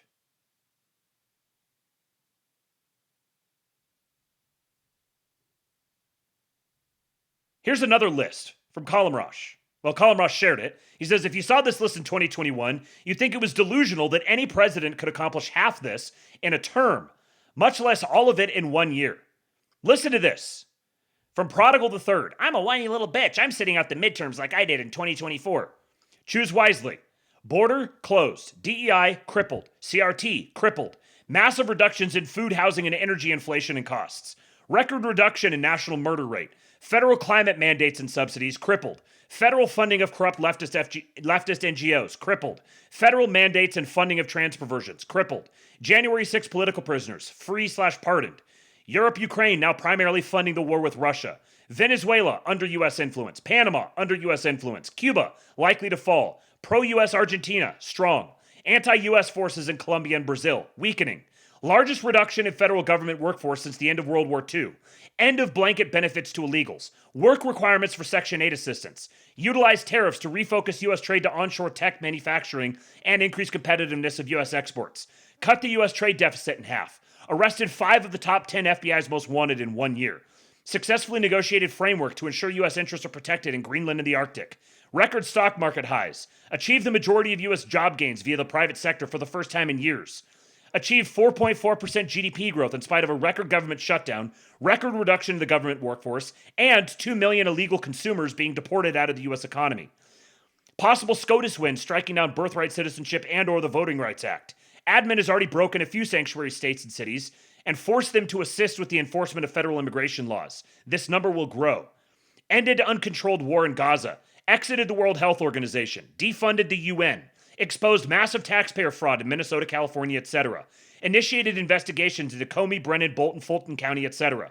Released Epstein files showing Epstein plotted against, hated, and had no dirt on Trump while working with the DNC and leftists to smear Trump well into 2016. Executed 2 successful military ops against Iran and Venezuela. Made inroads in eliminating China's use of U.S. fair trade partners to circumvent U.S. tariffs and trade regs. The list goes on, but it doesn't matter to political influence or shock jocks. I think I have one more. No, I got more coming here in just a second, but I'm just going to say one more time. If you truly believe that this is like an existential thing, that Trump has to listen to us, he has to listen to us, or he's going to lose the midterms. And if he loses the midterms, then he's going to get impeached, and he's going to get all of this stuff undone. He's going to get blocked, and everything's going to suck for the next 2 years. You're conceding that Republicans losing the midterms will make everything bad. Okay, so if Republicans losing the midterms will make everything bad, then does it not follow that you should do whatever is necessary to ensure the Republicans do not lose the midterms? That's not the same thing as you should exhort the president to do whatever you think he should do to not lose the midterms. No. That does not follow. If you think Republicans losing the midterms means all the bad things happen, then you ought to be willing to do whatever is necessary to ensure the Republicans do not lose the midterms, even if the Republicans suck. Clearly, if Republicans lose midterms means everything gets way worse, then Republicans suck is not an adequate rebuttal to that. Yes, Republicans suck. And Republicans losing the midterms would make everything suck much worse. So we want Republicans to win the midterms for whatever reason imaginable. This is like the simplest political logic of all time. And yet somehow it escapes all of the galaxy-brained political commentators on the internet. This is not like, oh, you just got to trust the plan and you got to be loyal and sure, all of that too. I'm not even going that far. I'm saying as a simple matter of evaluating the landscape and playing political checkers. Political Uno. What's the easiest game imaginable? Political shoots and ladders. You're playing the most basic game imaginable, which is, if Republicans lose the midterms, things get much worse. Ergo, we do whatever is necessary to ensure Republicans don't lose the midterms. I've said this before and I'll say it again. If you think Republicans hate you, if you think Republicans are throwing elections intentionally because they do not want to be in power, the worst thing to them that you can do for them is make them win elections and actually wield power. How is this not obvious? The Republicans want to lose the midterms. They're actively sandbagging. Therefore, I'm going to collaborate with their sandbagging because I hate them so much. This is simply retardation.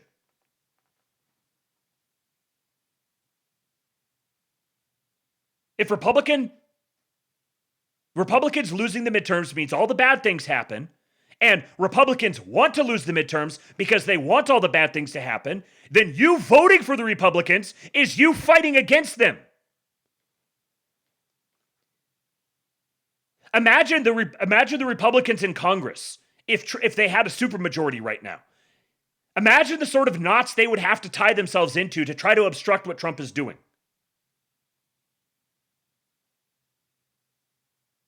You want to split up the Republican Party? You want to force traitorous Republicans out of political power? You give the Republicans a supermajority. And then watch them try to come up with some sort of rationale as to why they cannot just vote in line with the president. Of course they're going to try, but that's much more difficult for them than, oh no, look at that, we're the outer party. I guess we'll just have to campaign on all the bad things that are happening and not have to do anything. This is such simple, straightforward political logic. Anybody who's trying to galaxy brain their way out of this is either retarded or operating in bad faith. And I don't know which is more gracious. I'd like to be a gracious guy. I'd like to assume good faith. I'd like to assume the best of people. So I'm just going to assume that these people are simply retarded. The Guinness Book of fucking retards. Kate says, on a related note, as dirty as this feels, I think we need to promote Vivek's campaign and prove to the retards why their named candidate is going to fail unless he professes loyalty to Trump and Trump's agenda. I mean, seriously, do you understand party politics or not? The time for purging traitors within your ranks is when you have full control of the political system. Before you have full control of the political system, which I'm saying, before your party controls the political system, you don't have to like your party. You don't have to like people within your party. You don't have to like your coalition partners. But they're also the only ones you've got. All this idea of you win by losing, we stick it to the Republicans for nominating Vivek, as if that's the conclusion they're going to draw. Oh man, we should have just gone with the white guy who was running for president of Rumble. That's who we should have done. Oh, silly us. How dare we our stupid brown candidate. I can't believe we bet on this Indian. You think that's going to be their conclusion? You're a fucking rube. I'll have more to say at some point about the whole James Fishback and Casey Putsch thing. Those who are in the King Pill Discord, we've done some voice chats and talked about it, so you guys know how I feel about that. But not a fan of the meme candidates. I'm like the direct demographic they should be pandering to, and I don't trust them the slightest amount. Canadians are weighing in here. So Kryptos says, I hear ICE are up to 1,200 per day now. To remove all 50 million by the end of the Trump presidency, they only have to get that number up 46,000 a day. Like, no serious self-respecting person should ever contemplate the thought that somehow 50 million people are going to be deported in 4 years. This is absolutely asinine. For a whole list of reasons. To deport 50 million people, you would need probably like 10 million ICE agents or something. You would need to fund DHS to probably like trillions of dollars. You would have to divert so many assets into the act of deportations that you would cripple every other thing that you were trying to do. And also, simply removing 50 million people from the economy, you can say what you want about your stupid GDP number go up. Removing 50 million people from the economy like that, having like 20% of the population just disappear all of a sudden, would completely crater the economy. Deflation would destroy people. Supply chains would get obliterated. This is not an argument for keeping 50 million people here who don't belong here. This is a recognition of, even if it was conceivably possible to amass the level of resources required to deport 50 million people, even if in 4 years, even if it was possible to amass all of those resources to deport 50 million people in 4 years, beyond that, if it was possible to actually maintain electoral appeal and actually continue to win elections so that you can continue doing that. Even, those are like the biggest ifs of all time. Both of them are total non-starters. Even if you get beyond that, there's still the fact that if you just yoink 50 million people who are actively consuming in one level or another overnight out of the economy, the way the economy is structured now, it's going to be fucking buildings, like entire city blocks on fire all across the country, people starving to death. You can't just yoink that many people out of the country that quickly, even if it was conceivably possible. Like this whole point I'm making is neither here nor there, because there's like multiple layers here of it's not even functionally mechanically possible. It's never even remotely the standard by which things should be judged against. But the administration has come out multiple times and indicated that they think somewhere in the administration's messaging about how many illegals are here has been among the most radical of anybody talking in public. Tucker Carlson said Trump told him personally that he thinks 50 million illegals are here. The administration itself has talked about upwards of 25 or 30 million plus that are here. And that number keeps climbing up. At the current rate, it will only take 41,666 days or 114 years to remove all 50 million illegals. Estimates are that illegal entries have dropped from 925,000 a year to 185,000 per year. That is still 506 per day coming in. That means the net drop is roughly 700 per day. So you're saying that I really highly doubt this is actually true, but let's just say it is. Let's say that they have eliminated a flow of, what is this, basically 700,000 people per year coming in. Wow, sounds like they're doing a great job. Even if you accepted progressive friendly numbers of 11 million illegals at a net 700 day per so 15,000 years, yada, yada, yada, this makes one wonder about the degree to which this is performative. What would happen if, even assuming the low number, that they were to try to get the job done by the end of the Trump presidency, 1,078 days from now? they were to increase enforcement arrests and deportations to 10,204 per day every day. How would this increase the temperature surrounding immigration enforcement? Would it be Minnesota but 10x worse? Does this instigate an existential conflict? So you're saying 10,000 people per day with 22,000 ICE agents. They drastically expanded the funding and the hiring for ICE agents. And you're suggesting that there should be one deportation for every 2 ICE agents per day. Like, that's the rate that people are suggesting. Do you understand what deporting actually means? Do you understand that this requires each individual person forcibly deported requires probably somewhere between, 50 to 200 individual people involved in the act of deporting that one single person. So if you want 10,000 people deported per day, let's just say, conservatively, at 50 people touching that case per day, you got 50 times 10,000. So what is that? You would need, I can't math off the top of my head on the spot like this. Is that 500,000? No, it's more than that. 5 million? 5 million ICE agents? Where are my orders of magnitude here? Whatever. It's like completely beyond the pale. Imagine the funding that would be required to hire that many.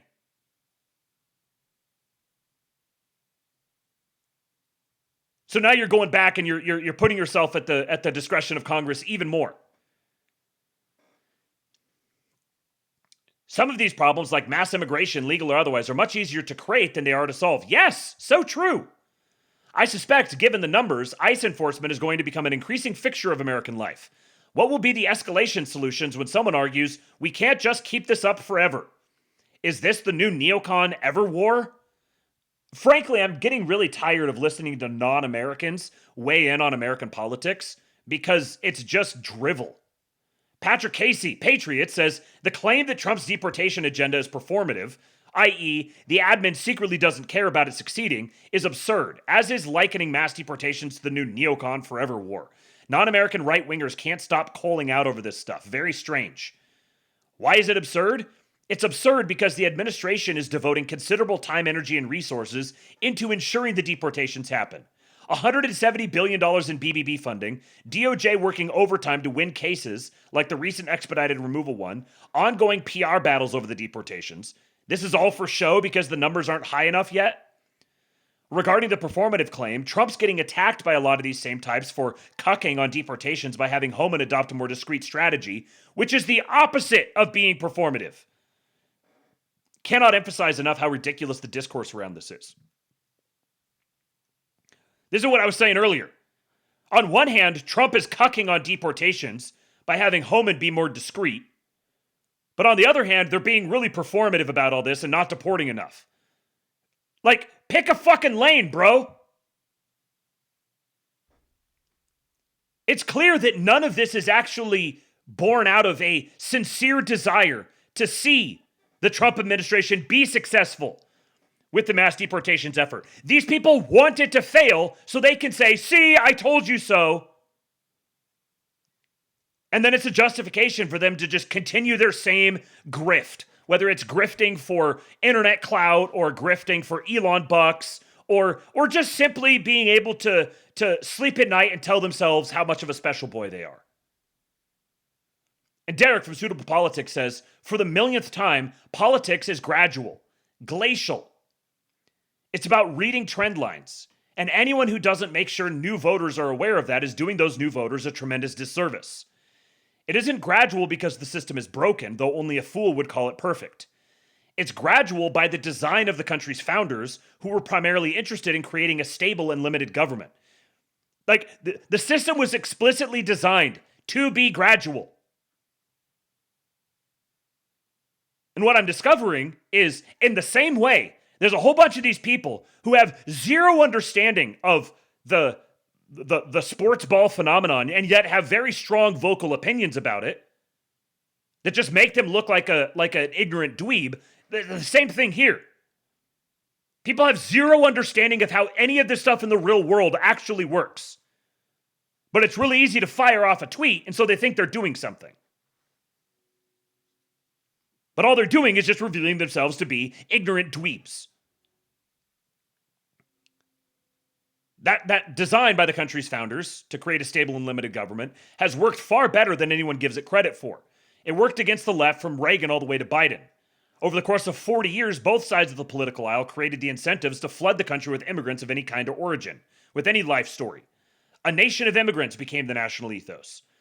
Joe Biden did not, in a vacuum, wake up one day and decide to import 50 million illegals.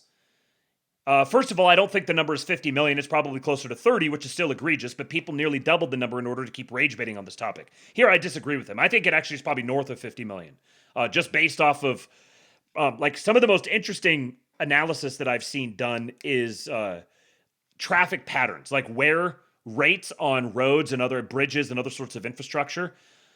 I saw some fairly complex, sophisticated studies that were done based on traffic volumes and that sort of thing, that it was a multivariate thing that suggested that there's probably somewhere between 100 and 120 million people here above and beyond the official population number.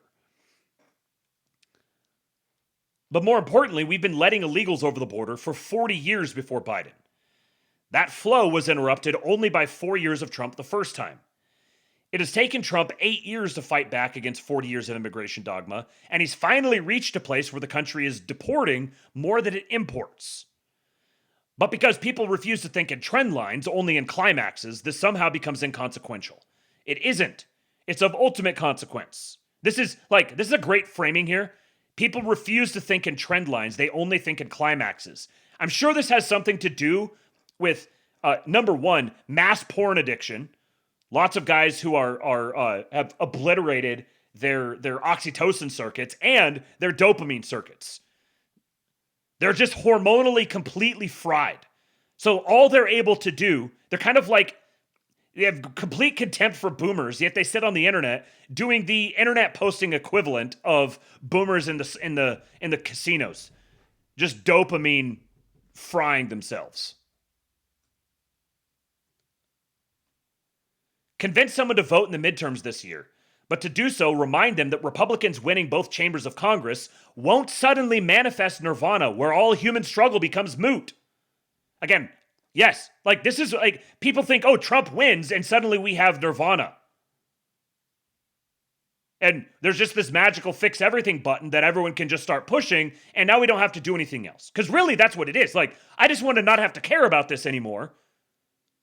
Because it makes me uncomfortable. I don't like it. So just go fix the everything, or just push the fix everything button, and it'll be just like it was on the Netflix show, where you go to the next episode and it's all different now. But you're not doing that, and that makes me really anxious and upset. Performatively demonstrating that these people do not belong, aware of all of this.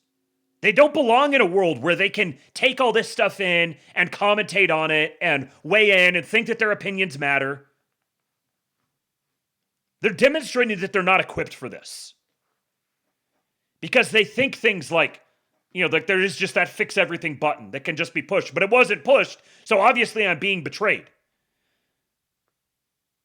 No, you're just not cognitively or hormonally equipped to follow along with all of this. This should not all be happening out in the open. For your sake.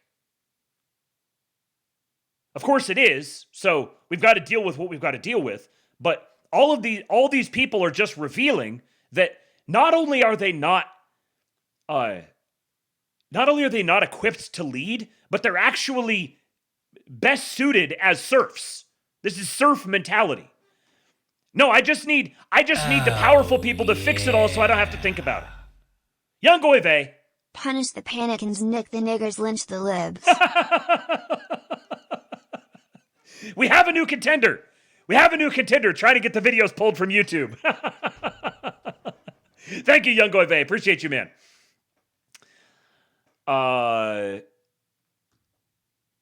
On one level, the GOP representatives are culpable, and it is up to that person you convince to vote to be prepared to vote in the future.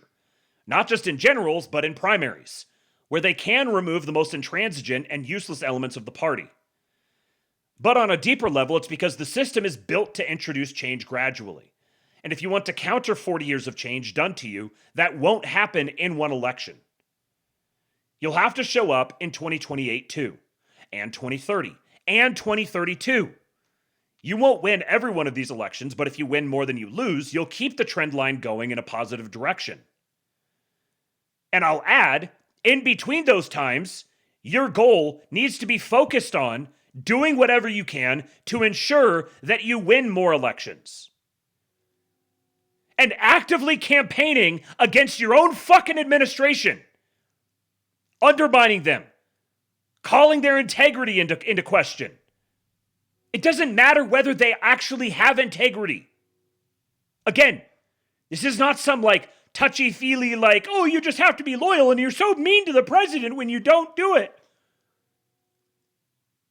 This is just like simple political organization. If your goal is to win in a competition, you don't spend all of your time between the competitions trying to undermine your ability to win those competitions. There is no third option. There is no Deus Ex Machina where daddy comes down and says, no, it's okay, little guy. It's all going to be good. I'm just going to fix it all. See this big button on the wall. Everyone just refused to push it. And you were so honest. You were so faithful, pointing at that button over and over and over again.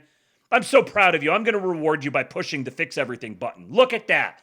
Now you can go back to your life. You don't have to be so scared and neurotic all the time anymore. It's okay. Daddy's here.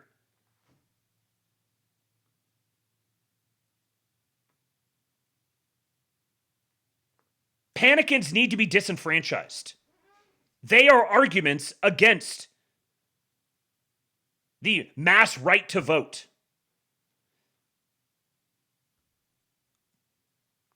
If you have people who the only solution they see is, I just want to vote for someone who's going to magically kill all my enemies and fix everything, then you are a case in point example of the type of person who should not have the right to vote. You are the reason that people once did not have the right to vote. You are descended spiritually from the people who did not have the right to vote before because they shouldn't, because they ought to be ruled.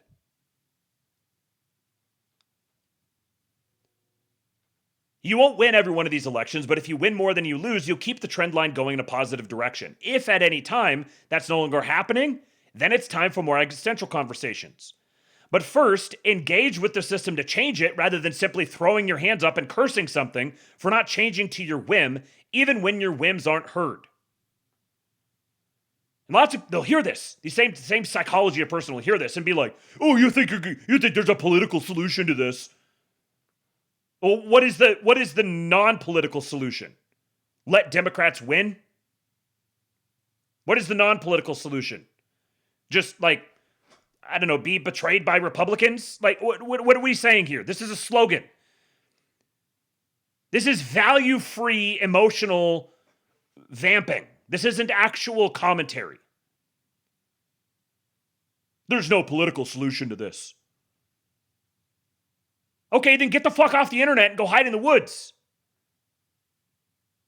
But clearly, you seem to think that there's something because you're out here yelling all the time. Yelling about all sorts of political solutions, and people aren't providing the right political solution. So clearly, you are demonstrating you believe there is some kind of political solution in spite of the bullshit that you spew.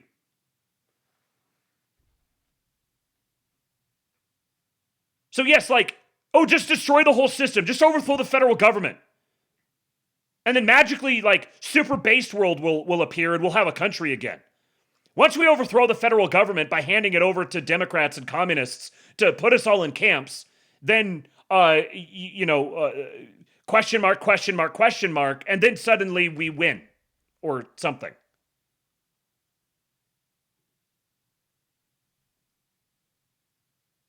And lastly, Derek says, and yet, despite everything I just said, Trump is implementing more changes faster than any POTUS in modern history. And this is just undeniably factually true. Anybody who wants to argue this is not true is simply demonstrating their own ignorance, willful or not. And again, because I'm a gracious man, because I want to assume the best of people, I'll just assume it's out of ignorance. It just means you haven't been listening to the ASTROLABE for the last year and a half. You weren't listening 10 minutes ago when I read through that whole list of accomplishments in the first year alone. You haven't been up to date on this. You are suffering from a paucity of white pills. But don't worry, the white pills are abundant. You just have to know where to find them. You got to show up to the ASTROLABE. I will dispense the white pills to you. It's easier now than it ever has been to get someone to buy into the true way of politics. If you can't sell someone on this, they won't buy anything real.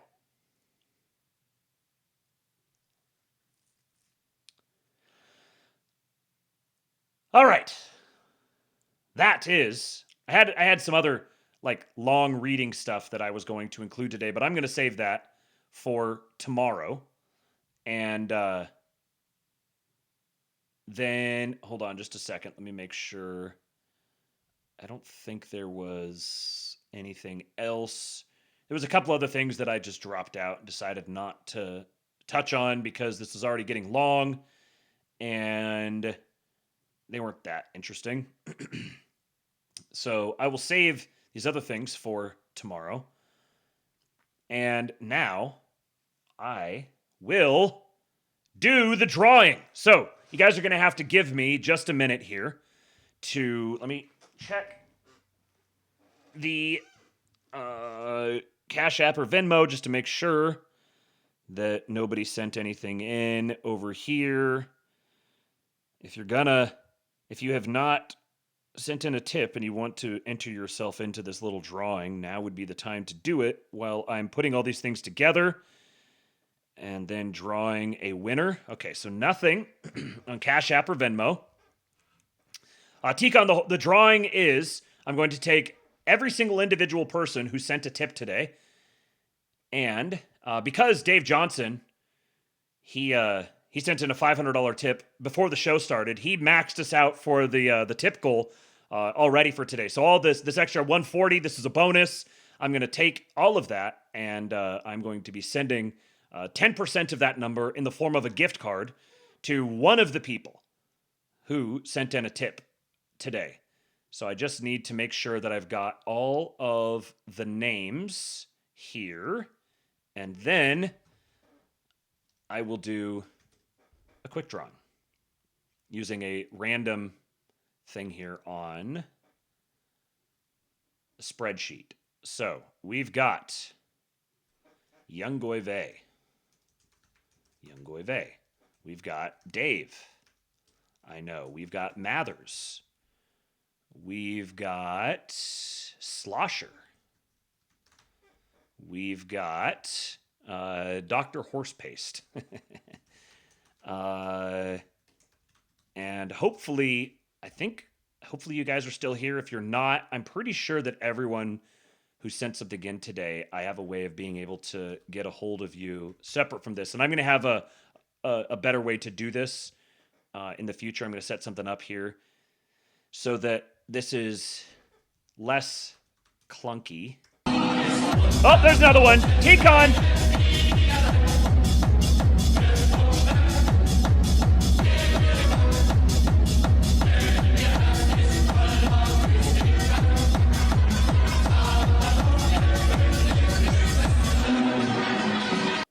Hold on, big boy, take my tip. Thank you. I take your tip. Oh, wow. That's pretty good. Well, you must be a high IQ person. Let's see. What else should I play for you? Let's give you this one. You want to fight? Better believe you've got one. You want to enslave my spirit? No! And I'll call on God to protect me and use me however God sees fit. Adolf Hitler, if you can hear me, please save us. Adolf Hitler, if you can hear me, please save us.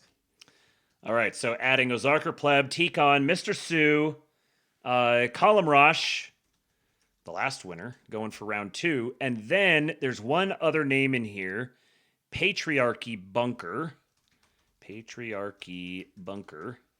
Let me just check real quick and see if there's a name that I recognize for that. Because sometimes it will say back here. Let's see. It went to Stripe. If Patriarchy Bunker is in the chat, and you want to identify yourself, then feel free. I'm going to check the Stripe account and see if, oh, come on. See if I know the name and I have a way of contacting them outside of this. Otherwise, we'll just have to try to figure it out. All right, checking the Stripe account. Apologies for the delay here. Loading.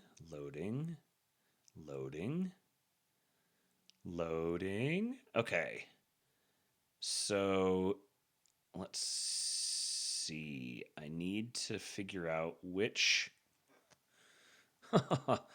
transaction this was. So there's that first one today is right here. Okay, so this one.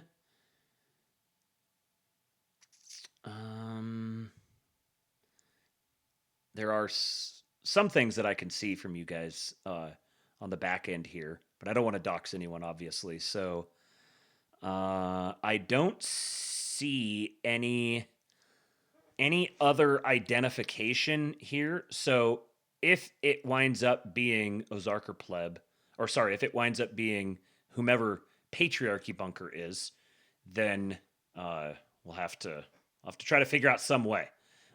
Yeah, I'm checking out your back ends, Bobby Ballbags. I'm the expert back end inspector. So actually, there's nothing identifying here. So I can share the screen for this, just so you guys know that there is an actual randomized drawing happening. I guess that's kind of small. Let me make this a little bit bigger. And here we go. So what I'll do is do this. Whoops. Oh, come on. Do not be gay. You are doing the gay. Okay, so 11 people. And then I'm going to go random between 1 and 11. 11! Patriarchy Bunker, of course! Okay, so we're going to have to figure out who Patriarchy Bunker is. Is the person who said Patriarchy Bunker, is that... Actually, no, you know what? I do have an email address here. I just realized, yes, I do have an email address here. So I can email, I will email Patriarchy Bunker and find out who it is.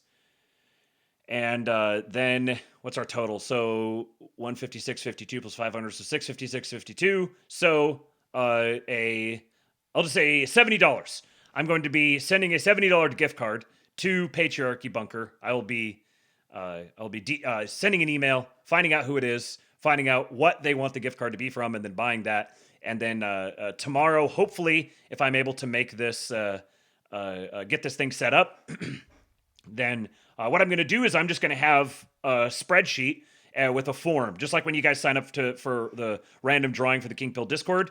I'll just have a form, and you guys will, if you want to be entered to be considered for this in the future, whether you're sending a tip or not, all you have to do is you just have to fill out the form that I publish, give me just whatever name you want to be known by with a method of contacting you, and the way you would like to be, like what gift card you want me to get for you. I wish I could do cash, but I think it's technically illegal for me to do that. So I can do a gift card. So that'll be the way that it's done. I'll do this at the beginning of each month. I will just wipe out the spreadsheet, publish it new. You guys go put your name in there to be considered, and then the drawing will be held among anybody whose name is on there of the whatever comes in there. So my bank is asking me about multiple 1488 transactions.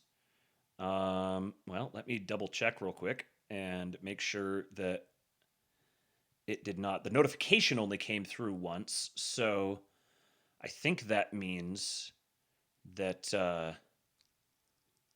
that it only happened once. But let me check the tip history here to see if it came through more than once. No, it only came through once. So, yeah, so hopefully. Yeah, Majit saying, do not redeem. Yeah, I only got, it only came through once for me. Oh, JK, okay. I got. All right, well, congratulations to Patriarchy Bunker, and to the rest of you, may the odds be ever in your favor.